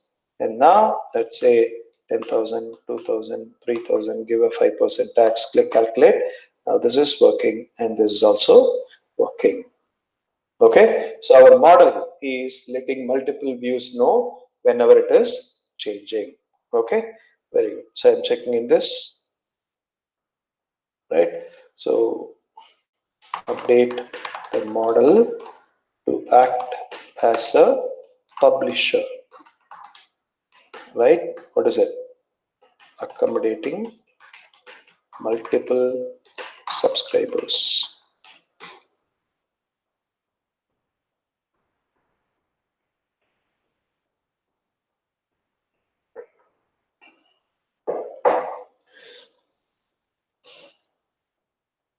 Okay, very good. Now, let us shift our focus to the UI part. I want the view to be reusable. This logic. I want, say, like how we did in Gmail. On click of a button, we were able to create a view instance. On click of a button, we were able to create a view instance. I want to do something like that, right? So very simple. All we have to do is wrap this inside a class, number one. Number two, this should be rendered on demand. Your presentation has to be rendered on demand. Only when the user wants it, we have to render it. So encapsulate both the logic into one single class. So let me do this. So 08, create a class,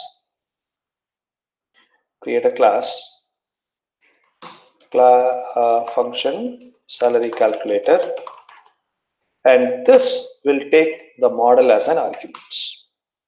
The view will be given the model as an argument, and I will take this whole stuff here.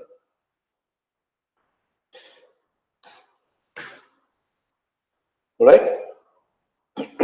And then how about the presentation?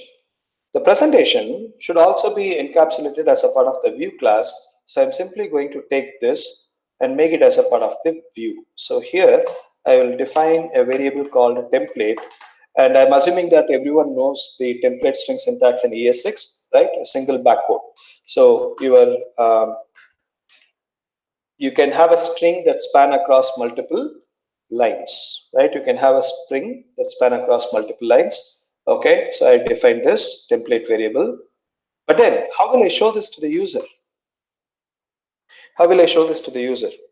This is when I desperately need the scribble pad. Just give me 1 second. Sorry.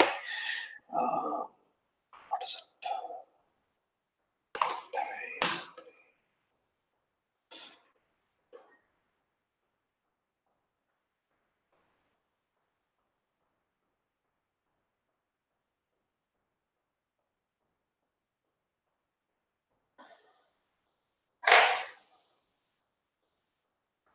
Why is this not showing?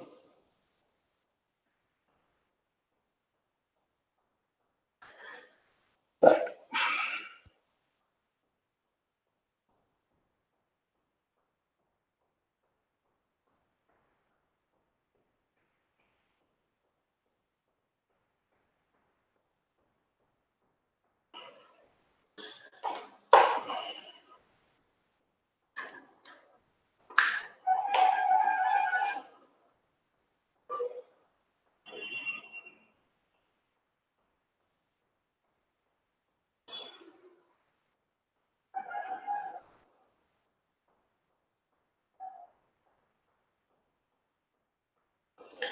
It was working till now.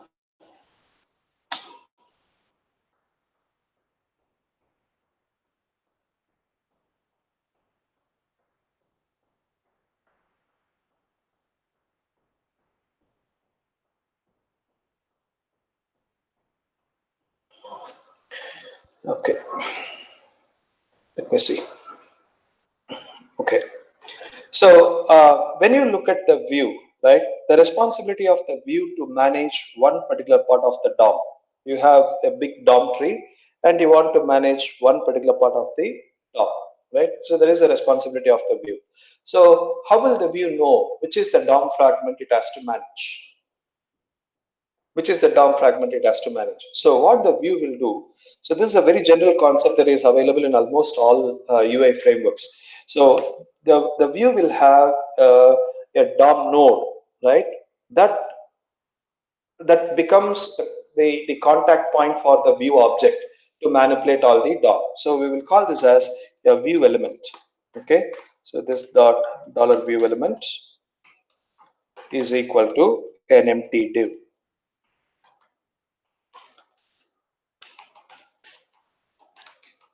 Right, an empty div. And then this template will be populated when the user wants it. User in the sense when the application wants it. So we will have a method called render method. And in the render method, we will say, hey, populate the view element.html of the underscore template. View element.html of underscore template. That's all. Now, if you look at the HTML page, the HTML page doesn't have any presentation as such.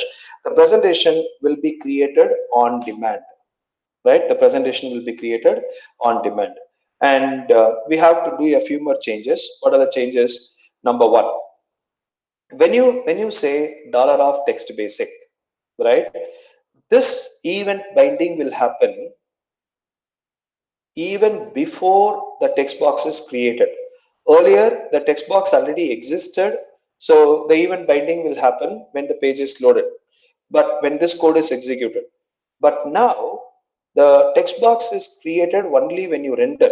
This will happen in future, but you are trying to attach an event handler to the text box, right? This will not work. So what do we have to do? We have to attach the event to the view element using event bubbling, right? So this is the one that already exists. So we will have to attach the event to the event view element. This is not working, right? So we'll say $view element dot on an event. This is the selector, and we say bus when your child with this particular selector is emitting this particular event, then handle it accordingly. Right? Why? Because very simple, because of the reason that this text box will be created in future. This text box will be created only when you render, whereas this code, earlier code, was executing even before the text box was created. Okay, so that is why we are attaching the event to the view element and tell him, hey boss, at runtime, there will come a text box with an ID text basic, and when it is changing, handle it like this.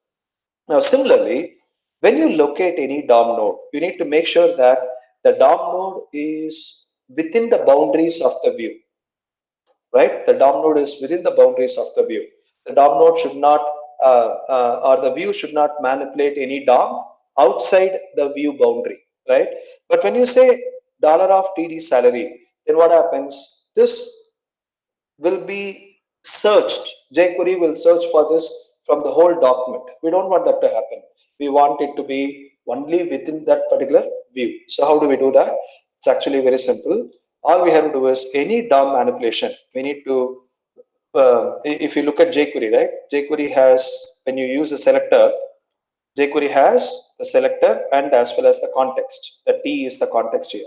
So from where you want the DOM node to be searched, right? The T is the context. So you can say, from where do you want to search this? I want to search it inside the view element, right? That's all. So once you do this, then we can create the view on demand. How? I'll show you. So 08. Now nothing is here. Now let's create a model. So where model equal to new salary calculator model. Okay.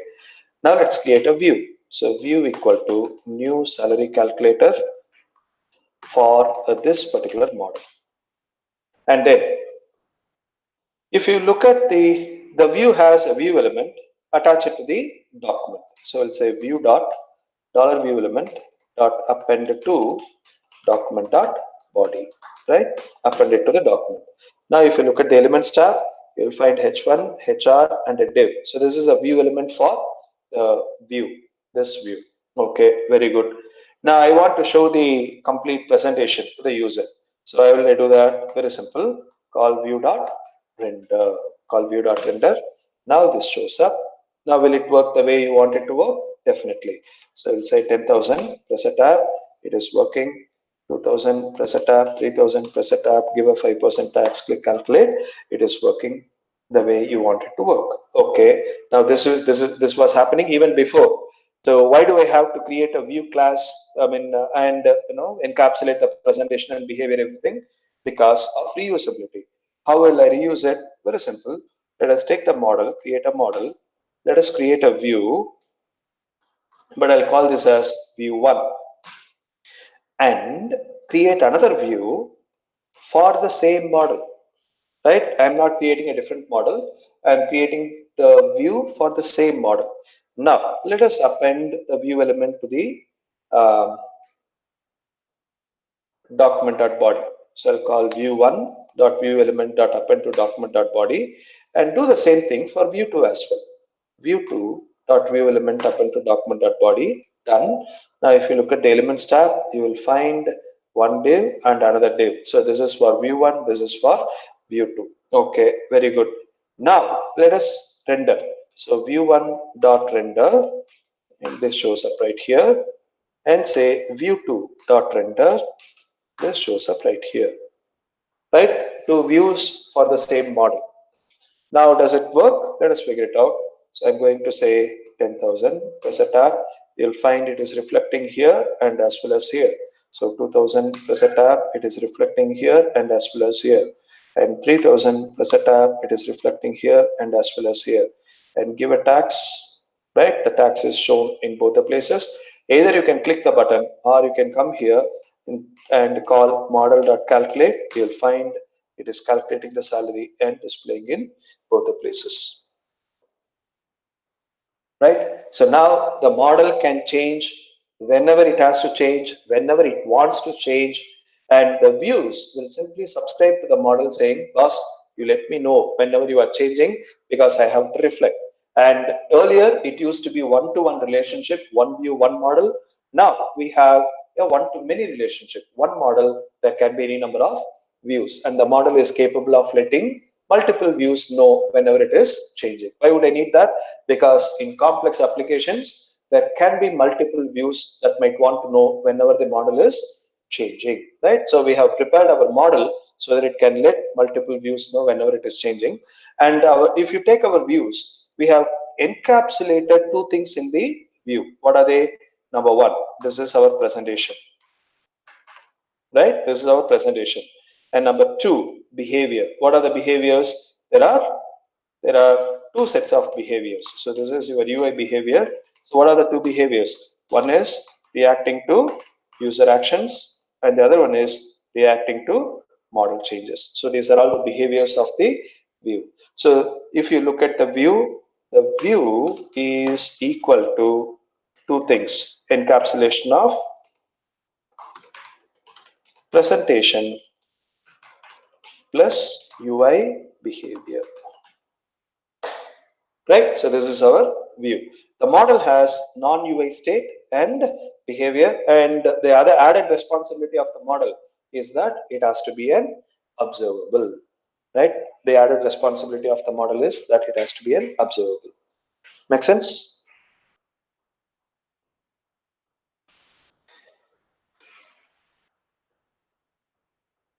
Right? Yep. Yep. So I'll check in this in case if you want to try this, please take a few minutes and do it.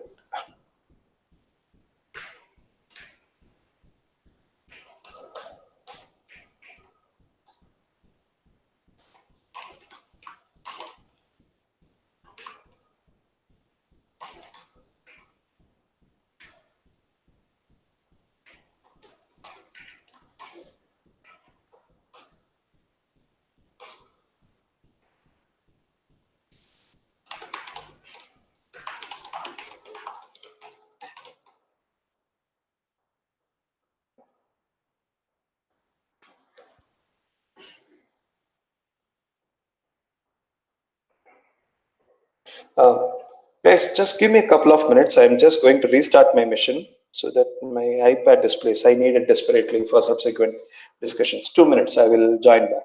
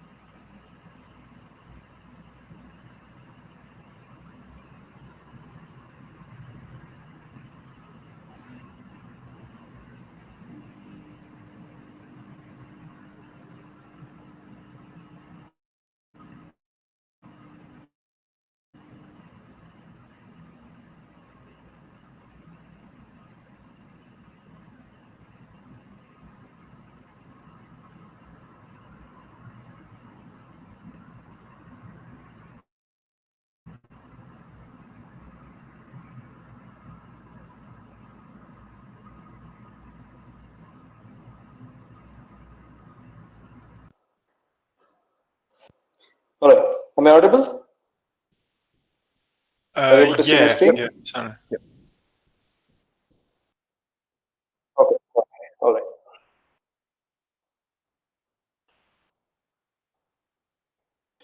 Okay.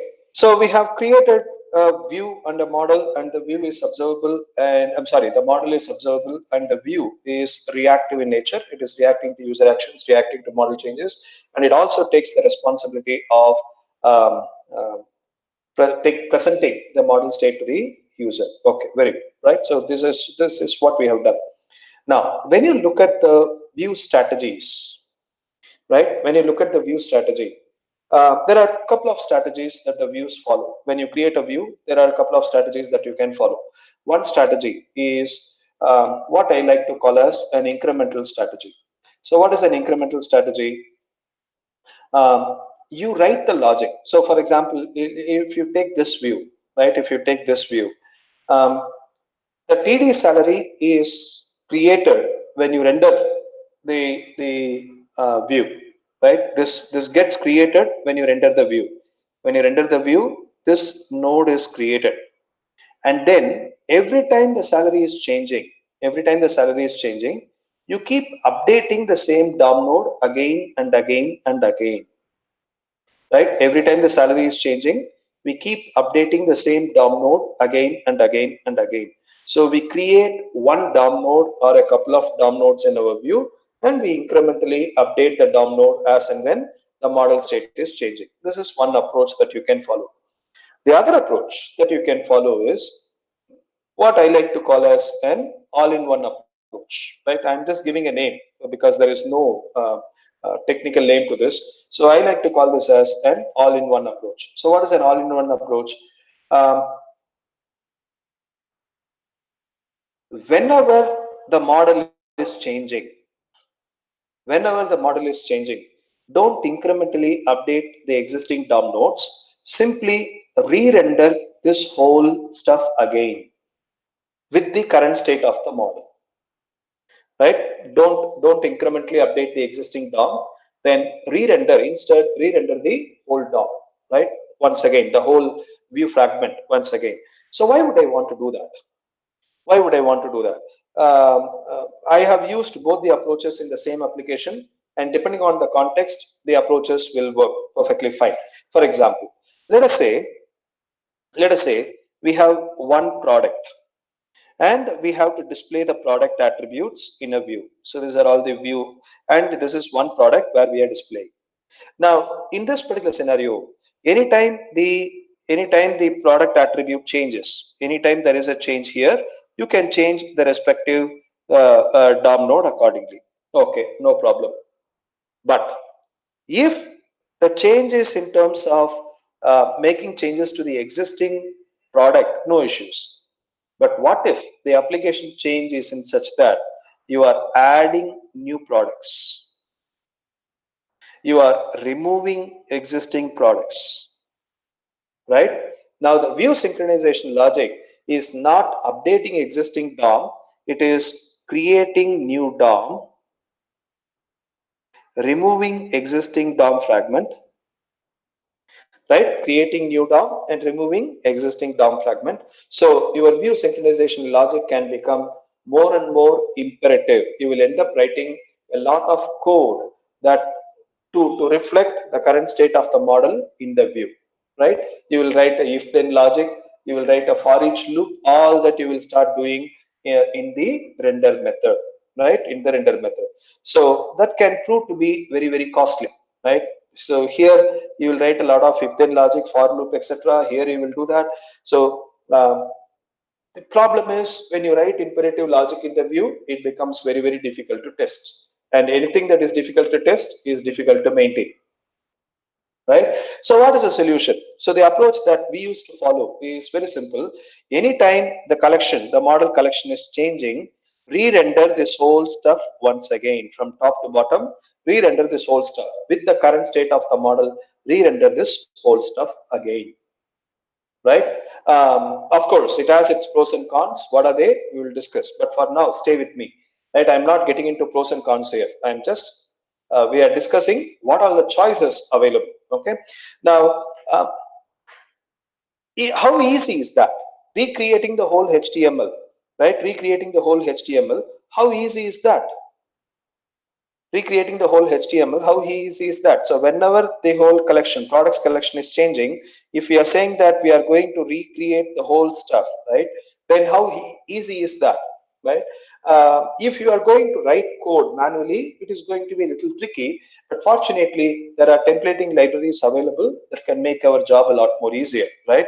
So there is a templating engine called Handlebars, right? There are several templating engines. There is Handlebars, there is EJS, there is Jade, there is Fig, there is Twig, there is Wash. There are hundreds of templating engines available in JavaScript. And what they do, you create a template, get the data, give it to the templating engine, and they will generate the HTML based on your data, based on the placeholders defined in the template.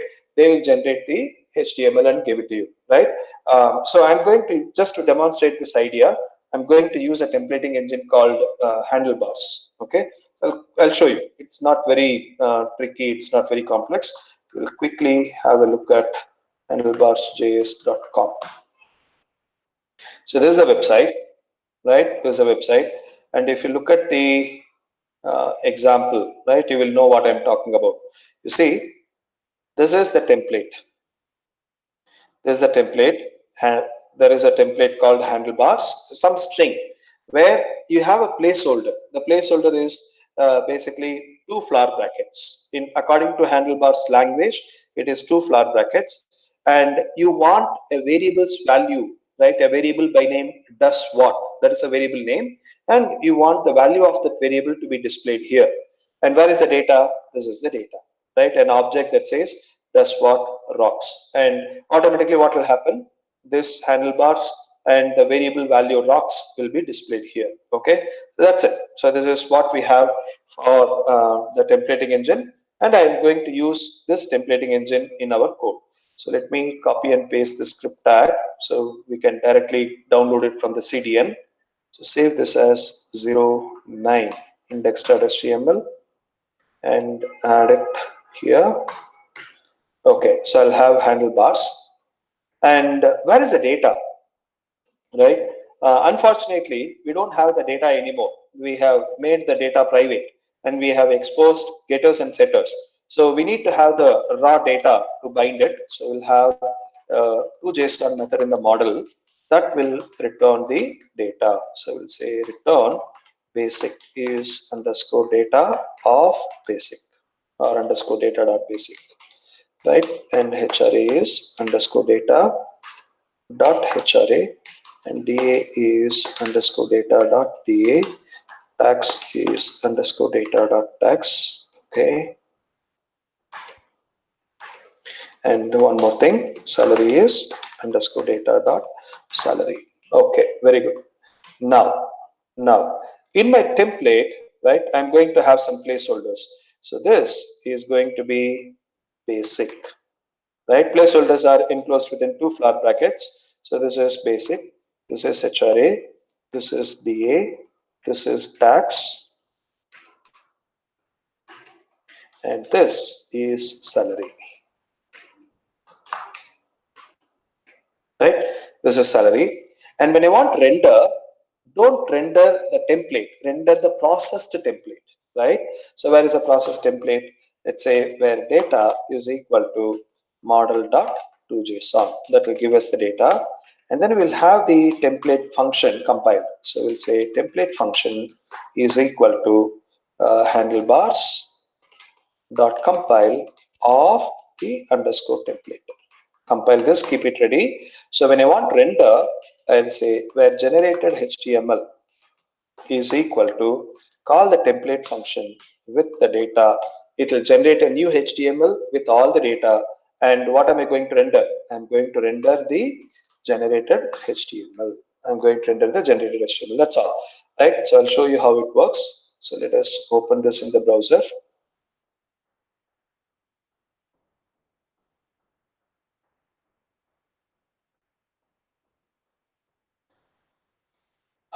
Sorry.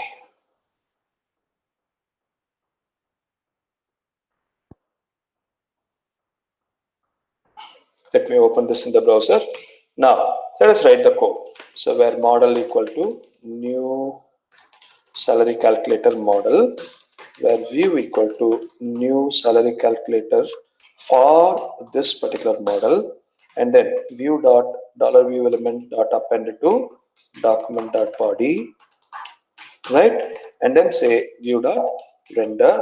Now it is rendered, but now if you look at it, right, the first time when it is rendered, it displays 0, 0, 0. The very first time itself, when it is rendered, it displays 0, 0, 0. So where is this 0, 0 coming from?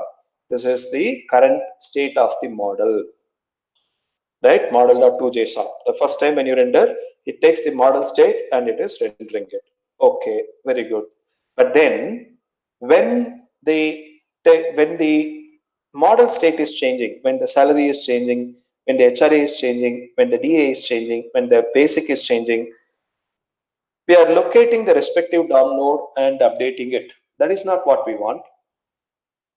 We want to re-render the whole thing, right? So what I can do, watch this. So I will take this whole stuff, get rid of this whole stuff, and simply say this dot render.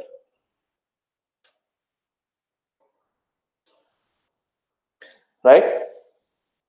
What am I doing? I am simply calling the render method for every state change in the model. For every state change in the model.subscribe. Okay. Now let us see if this works. So reload this and create the model instance, create the view instance, view.view element.append to document.body, view.render. Very good. So this is working. And when you say model.set of basic comma 10,000, right? It will show, no doubt about it. It will work.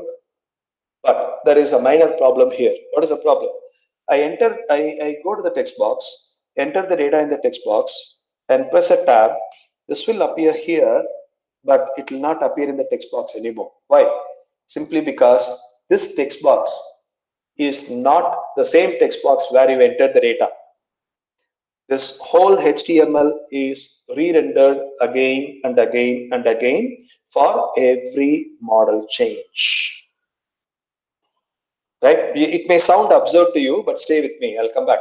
Right? So the whole thing is rendered again and again and again. Right? Now the question is, guys, are you following? Yeah, yeah. Right? We are winding up this topic. Don't worry. All right. Now, are we following different strategy for rendering for different attributes now? No. Irrespective of what attribute is changing, our view synchronization logic is just the same. If the salary is changed, we are doing the same thing. If the basic is changed, we are doing the same thing. If the HRA is changed, we are doing the same thing. So irrespective of what state in the model is changing, right? Our view synchronization logic is going to be just the same. So what I can do, I can further simplify this. How will I simplify this? I can say, hey boss, I don't care what is changing. I don't care what is changing. Irrespective of what is changing, simply call the render model.subscribe render. I don't care whether basic is changing or HRA is changing or DA is changing. I don't care what is changing. Whenever the model is changing, just keep re-rendering the view. So to accommodate this, we have to modify this a little bit. So here our callbacks is not an object. Our callbacks has to be just a plain simple array. And here underscore callbacks dot for each. So this is not needed. And in subscribe, you won't get the attribute name. You will simply directly push it into the callbacks array. That's all. Now save this, go to the browser, 110 index.html. Now let's say model, view, view.view element, view.render, and then say model.set of basic, right? And you say 20,000 and press a tab. It is displaying, but this text box, the value is gone. So if you want to retain it, we have to explicitly type it here, right? We have to say value is basic, value is HRA, value is DA, etc. So you can do it, but for now you don't have to. And then you call model.calculate, it works just fine. So we are offering the same functionality with the same flexibility, with the same maintainability, but our view logic is a lot more simple. We don't have to incrementally locate and update existing DOM nodes. We simply re-render the whole DOM for that particular view again and again and again, right? We simply re-render the whole view again and again and again. Am I making sense? Yep. Okay. Now I'm checking in this. Take this, have a look at it.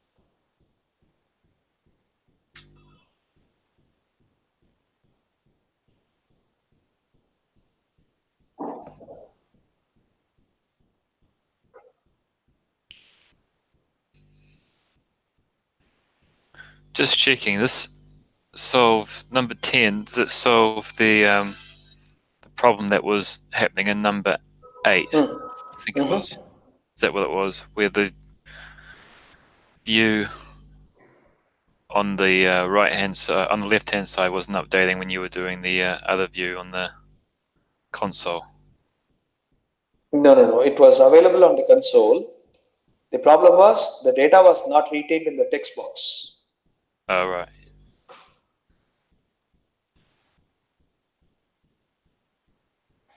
And what happened to number 8? Index number 8? Can't remember. Index number 8 will do the same thing. It will retain. So index number 8 will work, right? 08 index.html, and here is our model.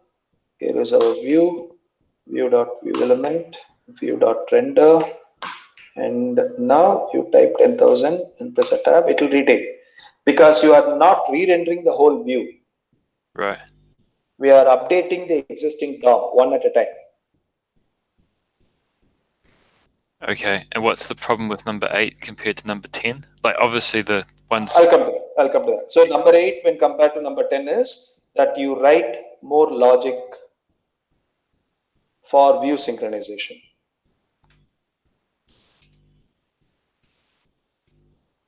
Okay. Right? So this, when compared to number 10 is it is just one line. Right.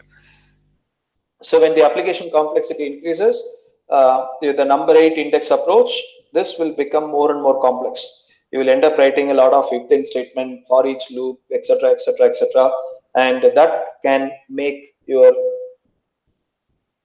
code maintainability difficult.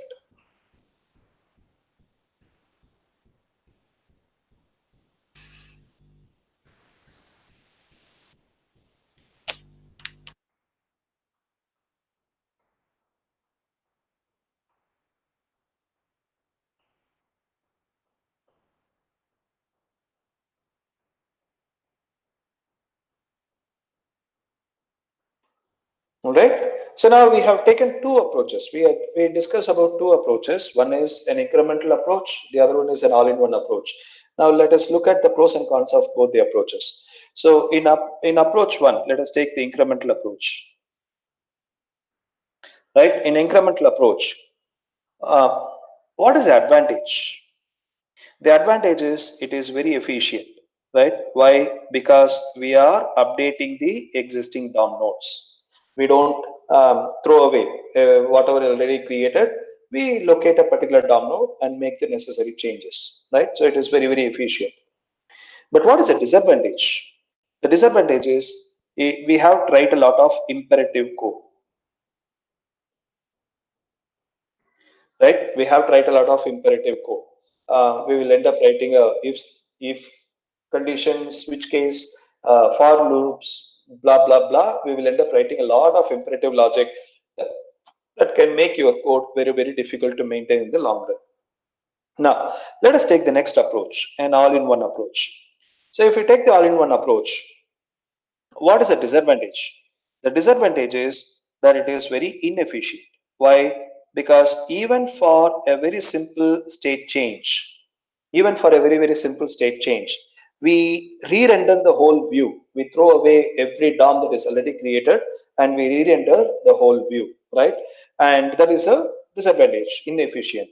What is the advantage? The advantage is that the code is declarative. You simply say render, render, render, right? We don't have to say render this, render that, update this, update that. Our strategy for view synchronization, irrespective of what changes in the model, is simple and straightforward. What is it? Render, right? So I would call this as more declarative. More declarative. So these are the pros and cons of both the approaches, and I have followed both the approaches in the same application and it has served me well. The only thing is I need to evaluate the cost, right? Cost of this and the cost of this, cost of incremental approach, cost of all-in-one approach, and then I have to pick the one that is least costly, right? If I think that the code that I'm going to write is reasonably maintainable for view synchronization, and it is not, the cost is not much, then I will go for the incremental approach. But if writing the code in an imperative way is going to be very costly, then I will go for the all-in-one approach, right? So it is a simple cost benefit analysis, right? You do this, and then in your application for a particular view, you choose one of these two options. Okay. Now, but you take any of them, there is a cost that you have to pay. If you take the increment approach, then you have to pay the cost of imperative, and if you take the all-in-one approach, you have to pay the cost of inefficiency, right? Now, is there a way by which I can get the best of both worlds? Is there a way by which I can get the best of both worlds? What is it?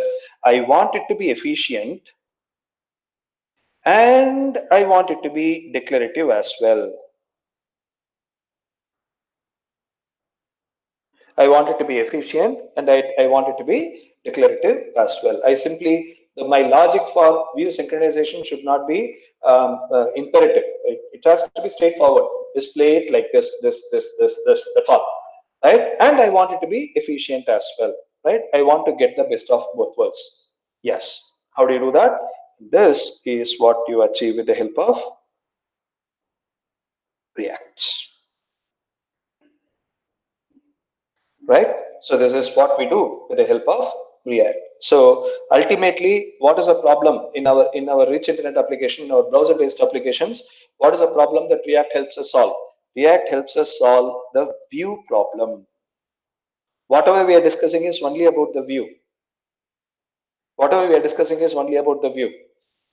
How about the model? Model is still our responsibility. React doesn't have a solution for model. It is still our problem to build our model that are observable in nature, so that you can use React to take care of the view responsibilities. And when you create a view, your view can be both efficient and as well as declarative, because React gets you the best of both worlds. How does React do that? Right? I'll explain that. So how does React do that?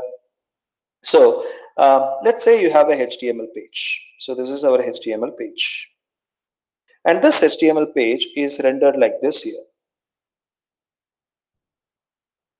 Right? This HTML page is rendered like this. But between this and this, there is one more layer, right? What is that layer? That is your DOM. Right? That's our DOM.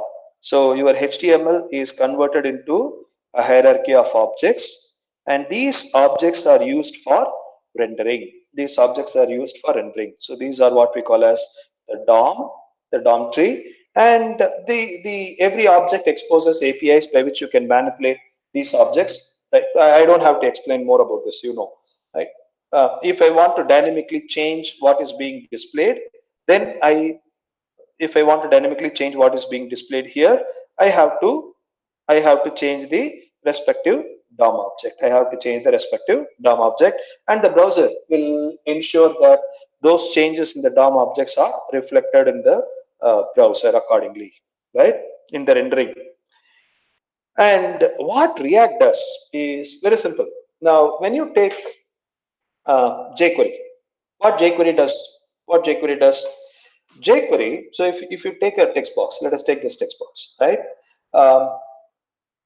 where T equal to document dot get element by ID of text basic, right? So this is my actual DOM node. So console.dar of T. This is my actual DOM node, the low-level DOM node with all the APIs. But what does jQuery give me? jQuery gives you a high-level API using which you can manipulate the low-level DOM, right? So how do I do this? I'll say $T equal to $of T, right? You call the jQuery function, passing the DOM node, and that returns a different object. What happened? Sorry, right? Where? So that returns a new object. So if you look at console.dir of $T, you will find that the $T is an object that internally maintains the reference of the same DOM node, right? It is just an object that manages the reference of the same DOM node.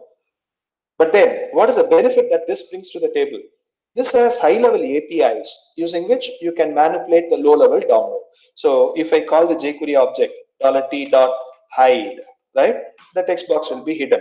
$T.show, the text box will be shown, right? So what jQuery does, jQuery creates a wrapper on top of one DOM node. One or many DOM nodes. jQuery creates a wrapper on top of one or many DOM nodes, right? So this is at one DOM node level. What React does is, React creates a wrapper at the hierarchy level, at the whole hierarchy, right? So what do I mean by that? When you use React, React creates one more abstraction on top of the low-level DOM. React helps you create one more abstraction on top of the low-level DOM.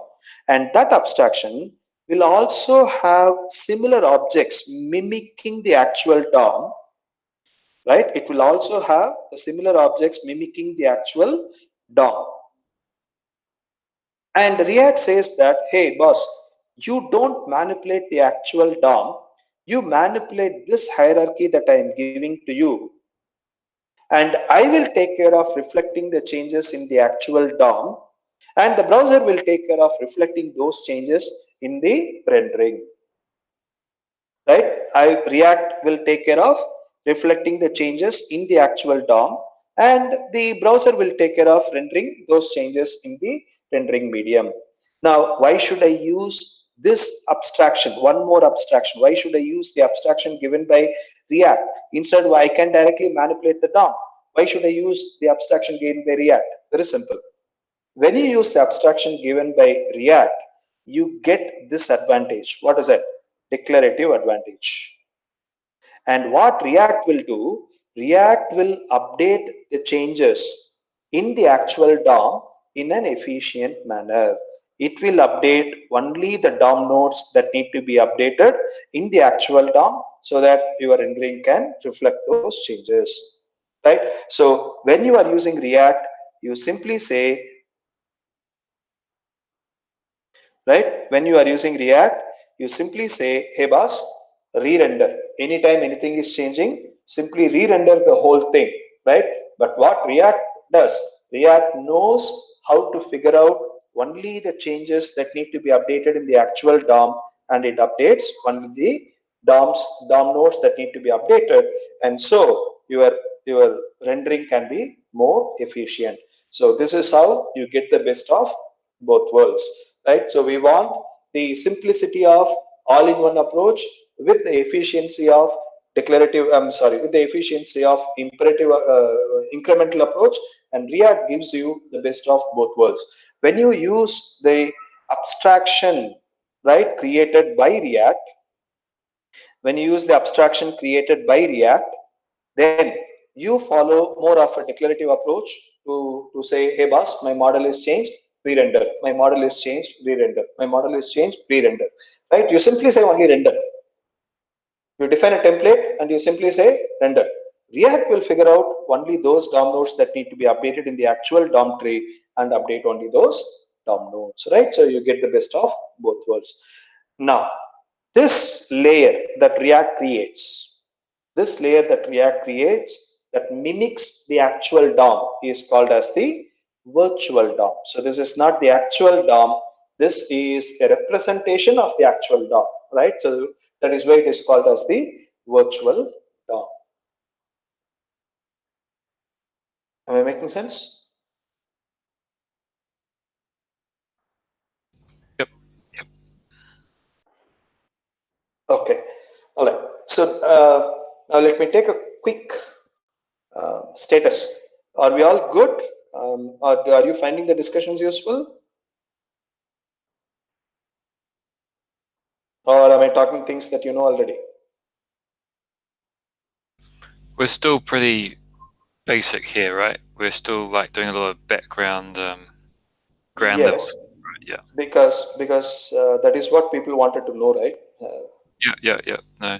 Okay. No. Because everyone knows the syntax of React. Everyone knows how to use React, etc. Right? They wanted to know why we are using React and why we are using it the way we are using them. Right? That is what I read in the participant survey. So that is why I'm taking this approach.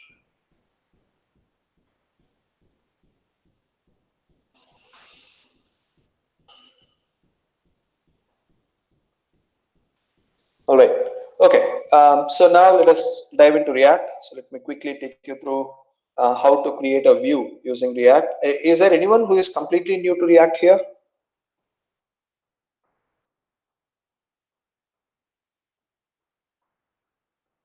No. Okay. So I can go a little fast here.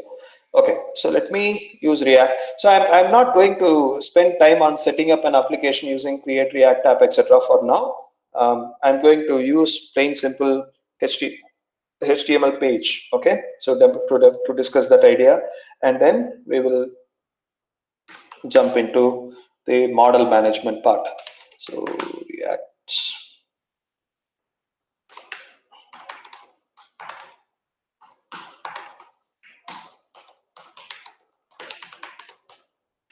Okay, so I need the React libraries. So let me download them.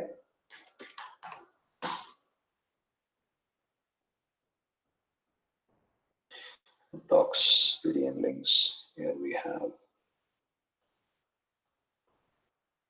As a matter of fact, I'll download offline.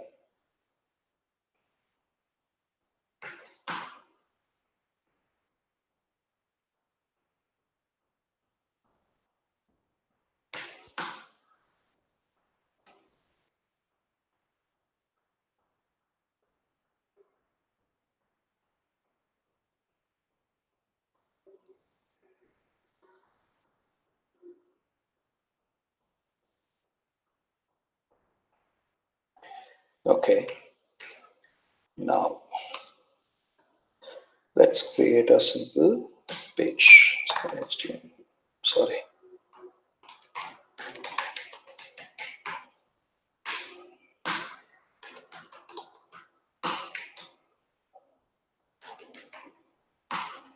Okay. Now, let us write some code. So let us load this in the browser and write it.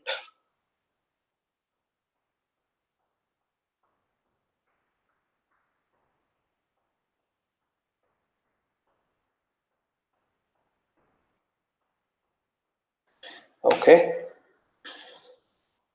Now,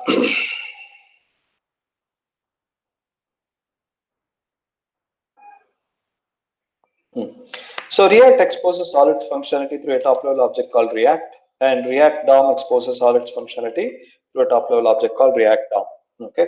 Now, how do I create a virtual DOM object and render? So it's actually very simple. If I want to create an actual DOM, the low-level browser DOM, how do I do that? We say where let's create a simple element. So h1 equal to document dot create element of h1. comma, and now I want to set some attributes, right? So I can say h1 dot set attribute of what is attribute? I want to give an ID. So ID is heading 1, and I want to have some contents to that h1. So h1 dot inner text is equal to welcome to React.js. Right, welcome to React.js, and then I want to render this. So how do I render this? You say document dot body dot append child of the h1, append child of h1. You'll find it is being rendered. Right. So this is the logic. This is the code that we write to create a new DOM node and render. Okay, very good. Now how do I do the same thing with React? How do I do the same thing with React? So with React, the way you do it is, let me comment out this so that we can have it for reference, right? So I'm going to do the same thing, h1 equal to, but instead of saying document.createElement, I'm going to say react.createElement. That's all. So instead of saying document.createElement, I'm going to say react.createElement. And then what is the type of the element that you want to create? H1. Okay, very good. Now it has a second argument, props. What is a props?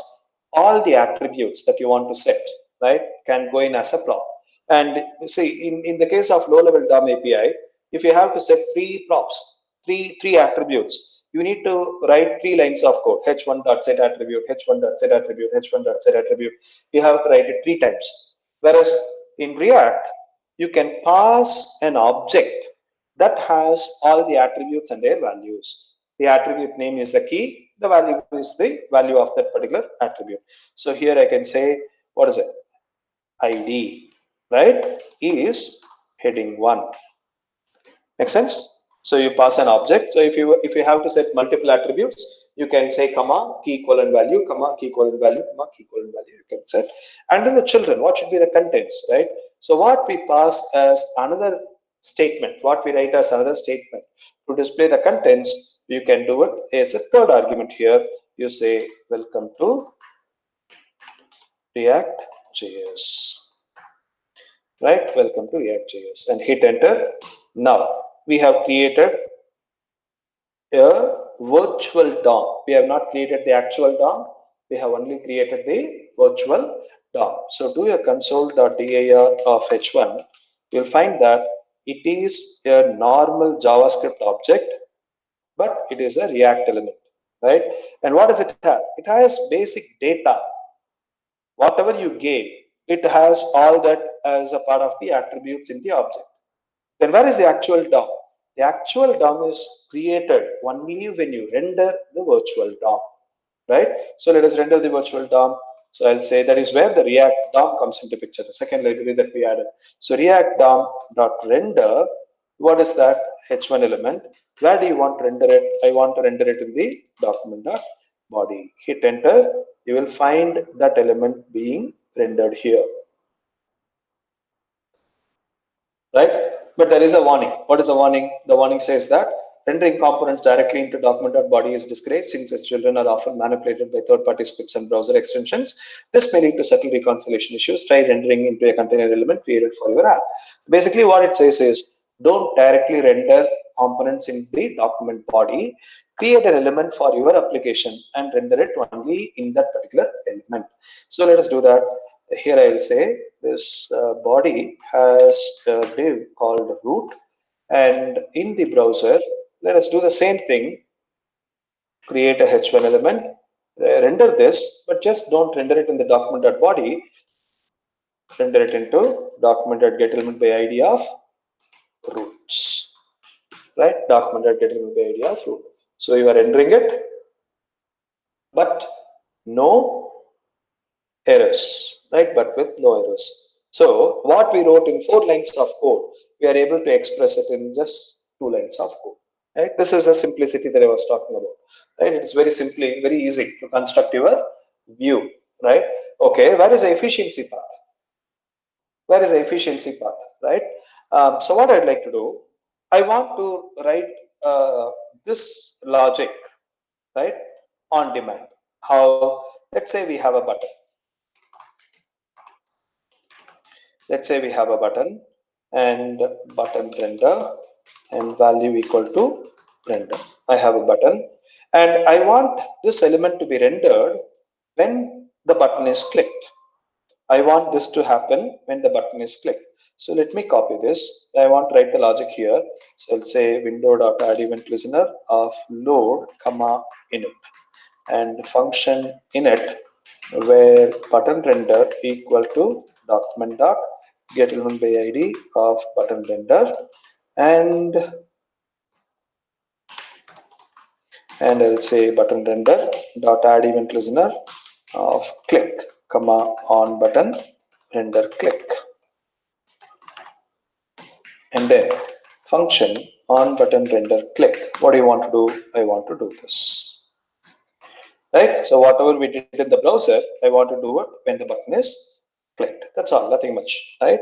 So save this, go to the browser, reload it. We have the render button here, and when the button is clicked, I want to render. So let's understand what's happening, right? In the DOM tree, at the DOM tree level, let's understand what's happening. So here is the head, body, input, and div ID root, right? Nothing else is there, just the div ID root. Now, when I click the button, pay close attention to this particular div, right? When I click the button, pay close attention to this div where I am going to render. So I'm clicking the button. You will find that the div is highlighted to show that it is undergoing changes, right? So I'm clicking the button. You saw that, right? The div was highlighted to show that it was undergoing changes. Ready? 1, 2, 3. There you go. Right? The div was highlighted to show that it was undergoing changes. Okay, very good. Now, let us do this again. Click the button again. Click the button again. Click the button again. I am actually clicking, right? I am actually clicking, but there is absolutely no changes in the DOM. Why? As I said earlier, React will check if there are any changes. Only if there are any changes, it will reflect them in the DOM. If there are no changes, then it will not reflect them in the DOM, right? So here we are rendering the same element again and again and again. React doesn't find any change, right? So it is not updating the actual DOM. It makes it very efficient. Okay. Now, did I actually click it, or was I cheating you? Let us figure it out. So let's go to the HTML. Let me add a div that contains a span that says click count, right? Plus a span, and we'll say count. All right. So we have a div, we have a span, and the span displays it. Okay, very good. Now, every time the button is clicked, I want to increment a value and display it here. So we'll say where counter equal to 0. And then every time the button is clicked, I will increment the counter and then I will display it. So document dot get element by id of count dot inner text is equal to the counter value. Right? Now save this, go to the browser, reload it, and click the button. It displays 1. Right? Now you will find that, let me reload this, you will find that both these DOM nodes are highlighted to indicate that they are undergoing changes. So I'm clicking the button, watch carefully in the Elements tab, you will find the span and as well as the div getting updated. Click it, yeah, you found the span and as well as the div getting updated. Okay, very good. Now I am clicking the button again. When I click the button again, I am doing the same thing again. I am incrementing the counter, updating the low-level DOM, and then create a React element and then render the React element. I am doing the same thing again, but you will find that only the span is getting updated. The H1 or the div is not being touched upon. Why? Simply because no changes. There are no changes. Even though I tell React, re-render the whole stuff, re-render the whole stuff again and again and again, React doesn't find any changes in the low-level DOM, so it doesn't touch the DOM at all. Right? Now, if there are any changes, will it update? Let us figure it out. So what we will do, let us make this change. So welcome to React.js, and here we will append the value of the counter. So plus counter. We will append the value of the counter and then go back here, reload it and click the button. Now you will find that both of them are updated. The span is updated and the H1 is also updated because there is some change. In the actual DOM, there are some changes that need to be reflected. So React updates the respective DOM as well. Right? So this is the benefit of using React. So as a developer, your application need not have imperative logic to locate an existing DOM node and update it on conditions or anything. You simply say render, render, render. React will ensure that only if the DOM node has to be updated, it will update the DOM node. Otherwise, it will not bother to touch it. Right? And why is this a huge hit? Why React became a huge hit was because in the browser, DOM updates are the costliest thing. Right? DOM updates are the costliest thing. Why? Because the browser, anytime a DOM is updated, right, it has to re-render the whole screen. And if you do an incremental update, one update here, one update there, one update here, so within one particular operation with one user interaction, if you update the DOM 4 different times, the screen has to be repainted 4 times, right? So when you are using React, you don't do that. You simply say update all the DOM, whatever DOM that need to be updated, update all of them in one shot. So the browser will render all of them in one shot. So this greatly improved the rendering performance, and that is why React became a big hit, right, when it came to the market. Right? Any questions? Shall I move on? I'll check in the code. Take this, have a look at it.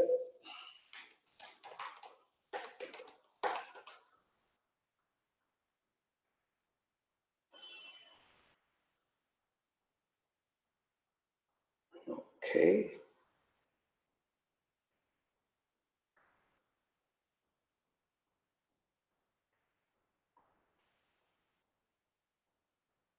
Okay.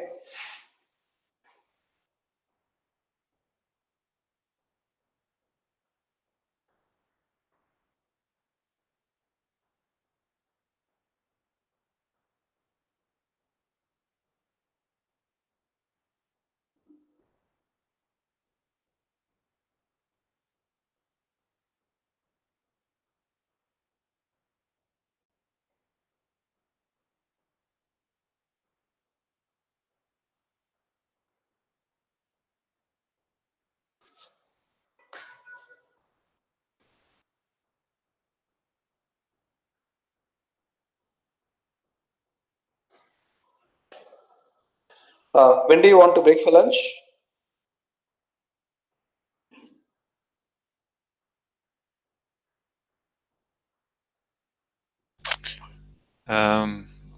Shortly, maybe. It's 12:14. Don't know. Yeah, I mean, I'm good with now, but whenever Benny needs to move his car again, maybe. I don't know. In another 15 minutes? Yep. Sure, yeah. Benny? What about your car, Benny? Okay. You let me know whenever you want. If Benny says yes. Okay. So, okay. All right. So let us see one more minor aspect, and then we will break for lunch. Okay. So this is fine. How I create is fine. But what if I create a bigger chunk of HTML? Right? What if I create a bigger chunk of HTML? Do I have to follow this approach? Let's figure it out, right? So I want to create something like this. So I want to say a div and HTML, right? So I want to say a div and that says welcome to React.js HR and a section where I see H3 introduction plus a couple of paragraphs. And in a section H3 advantages plus OL LI that says efficient,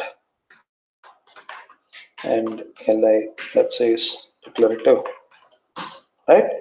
And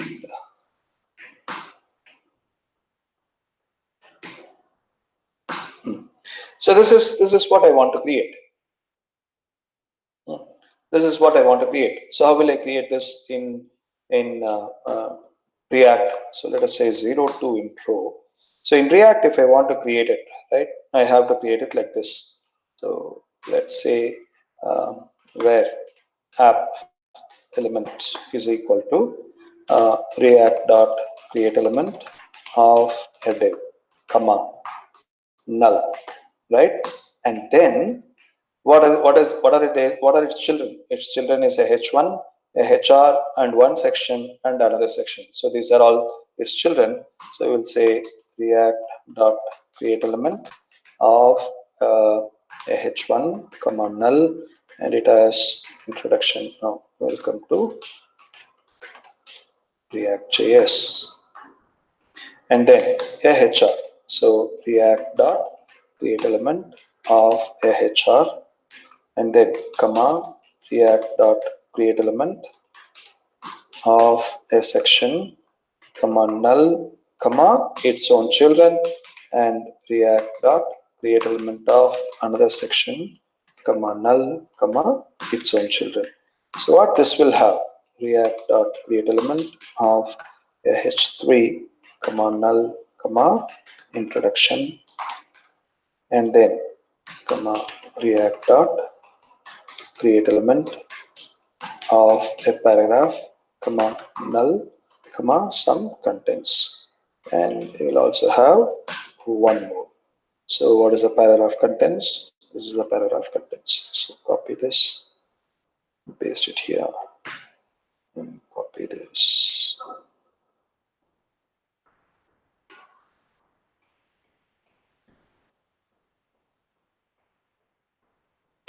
Okay, and similarly, this section will have a React dot create element of h3, comma null, comma advantages, comma React dot create element of OL, comma null, and it will have its own children. So React dot create element of li, comma null, comma efficient, and then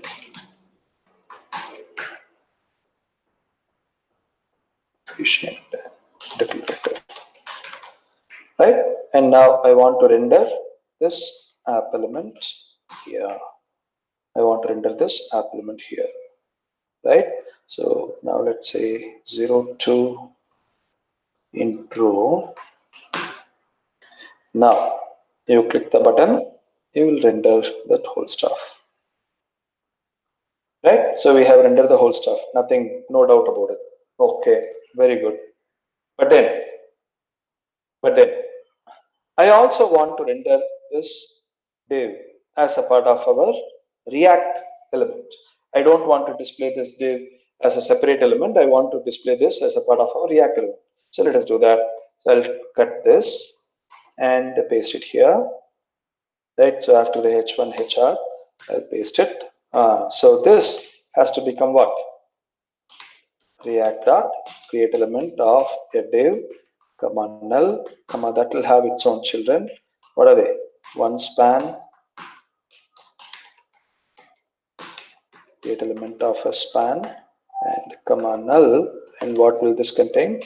Click count, and comma React dot create element of another span with null, and the value is counter, right? And the value is counter. Now save this, go to the browser, and you don't need this logic, right? So I'm commenting out this logic. Now go back, click it, render. So you have click counter, this is getting rendered. But when I click the button again, I am re-rendering this whole hierarchy again. I am recreating the whole hierarchy and re-rendering the whole hierarchy again, right? But when I do that, watch what's happening. You will find only the span getting updated. you'll find only the span getting updated. No other part of the DOM is getting updated, even though you have hundreds and hundreds of elements there, right? Even if you have hundreds and hundreds of elements there, they will not get updated, right? Why? Because as I said earlier, the virtual DOM infrastructure takes care of figuring out the React DOM API, figures out what are the DOM nodes that need to be updated and updates only those DOM nodes, right? So you create a complex fragment like this, and you don't have to worry about efficiency. React will take care of rendering them efficiently. How about the H1 change? Will that take care? Yes, now it will take care. So plus if you say counter, then you will find that the H1 is also updated, right? Because React will figure out that is changing, right? The H1 and as well as the span. Right, so it is not just with one element. You can create a fragment, a big fragment, and you can render. But then, obviously, this is not efficient to code, right? How many DOM nodes are there in Gmail? If you take Gmail, how many DOM nodes are there? The home page. Any idea? Somewhere around 3,000 and odd DOM nodes. Right. Document.query selector all .length 3252 DOM nodes are there, right? So this is only for the home page. Depending on which view you are navigating to, this will vary. But if you have 3252 DOM nodes, you have to write this line of code for 252 times, right? Obviously, that is not feasible. So what we have, they said, what is easy for you? This is easy for you. So if this is easy, you write it like this. We will convert it into the React.createElement, React.createElement, etc. And who does it? Your Babel just does it, right? The Babel.js does it. So let me quickly bring in Babel, babel.js.io, and set up in the browser. And here is your link for Babel, right? So I'm going to copy this link, paste it here, save this.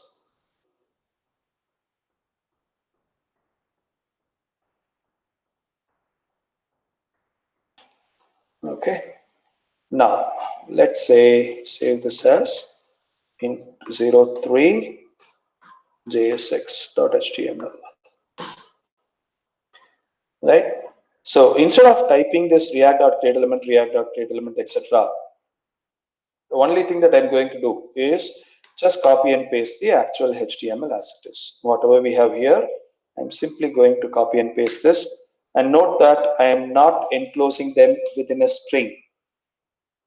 I'm not enclosing them within a string because it is not a string. What I am typing here is JavaScript. So this will be internally treated as React.createElement. This will be considered as React.createElement. Who will do that? Babel will do that. So let us add Babel. So source babel.min.js. And in order for Babel to recognize this script block and act on it accordingly, right? What do we have to do? This script type has to become text/Babel. The script type has to become text/Babel. Done. Now let us try this. There is one minor problem here. I'll explain.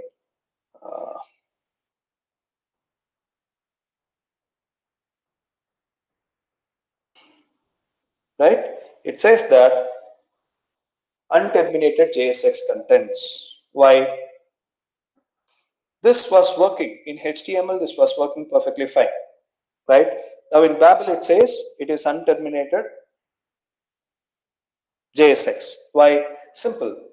This has to be converted into React.createElement. This has to be converted into React.createElement. This has to be converted into React.createElement.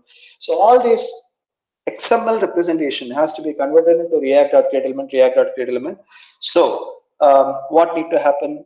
The Babel should know where an element starts and where it ends, right? So in HTML, this can be valid HR, just a open tag can be valid. Whereas in JSX, it is not valid. So what is it? You have to have a close tag. Every open tag must have a close tag. So I close this. Now go here, render this. Now there are no more errors. Now click the button. The whole stuff is rendered. But the most important thing is look at the on button render click function. If you look at the definition of the on button render click function, you'll find that the app element equal to react.createElement, react.createElement, react.createElement, right? Even though our code is what? App element equal to a div, h1, hr, section, etc.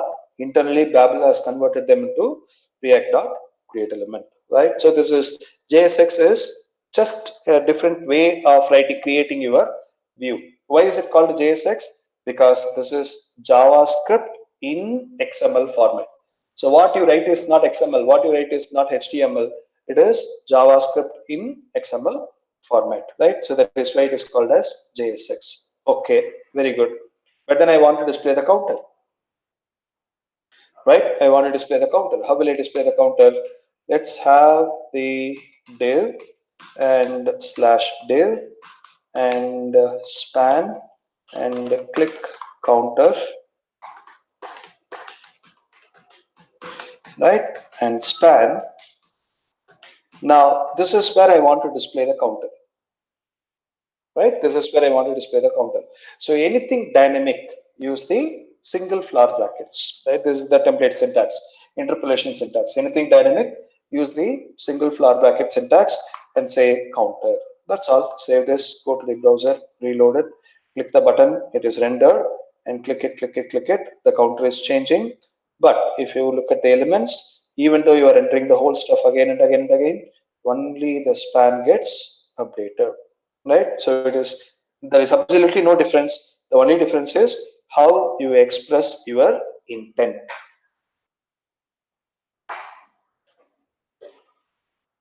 The only difference is how you express your intent, right? So that's pretty much about JSX. All right, good. So this concludes our discussion on this particular topic. So let me take a call on quick call. Some of you are really bored, right? The question is, should I proceed with the same flow or shall I jump into Redux?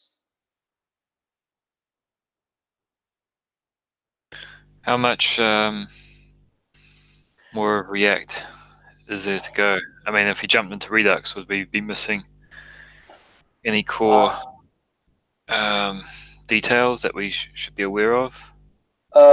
So what I will do is I will take the salary calculator, solve it using React, and there we will learn component composition, passing data, and how do you enable parent and child communication between parent and child components. So all those things we will see, and then that's pretty much it. Props, state, and behavior, UI behavior, and component composition, and communication between components. So that is what we will do as a part of salary calculator. So basically, we will solve the same salary calculator using React. Right. Okay.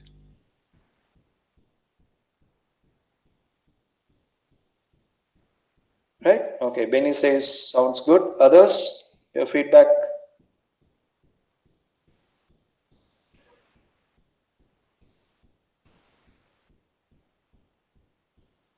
Are you guys even there? Are you already gone for lunch? Sounds good here. Okay. Thank Yeah, you.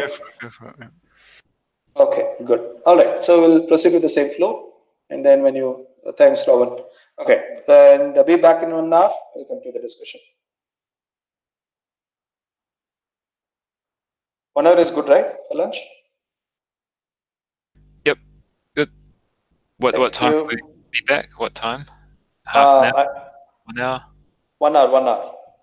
Okay, 1:30. Right. Good. Yep. Okay. Thanks.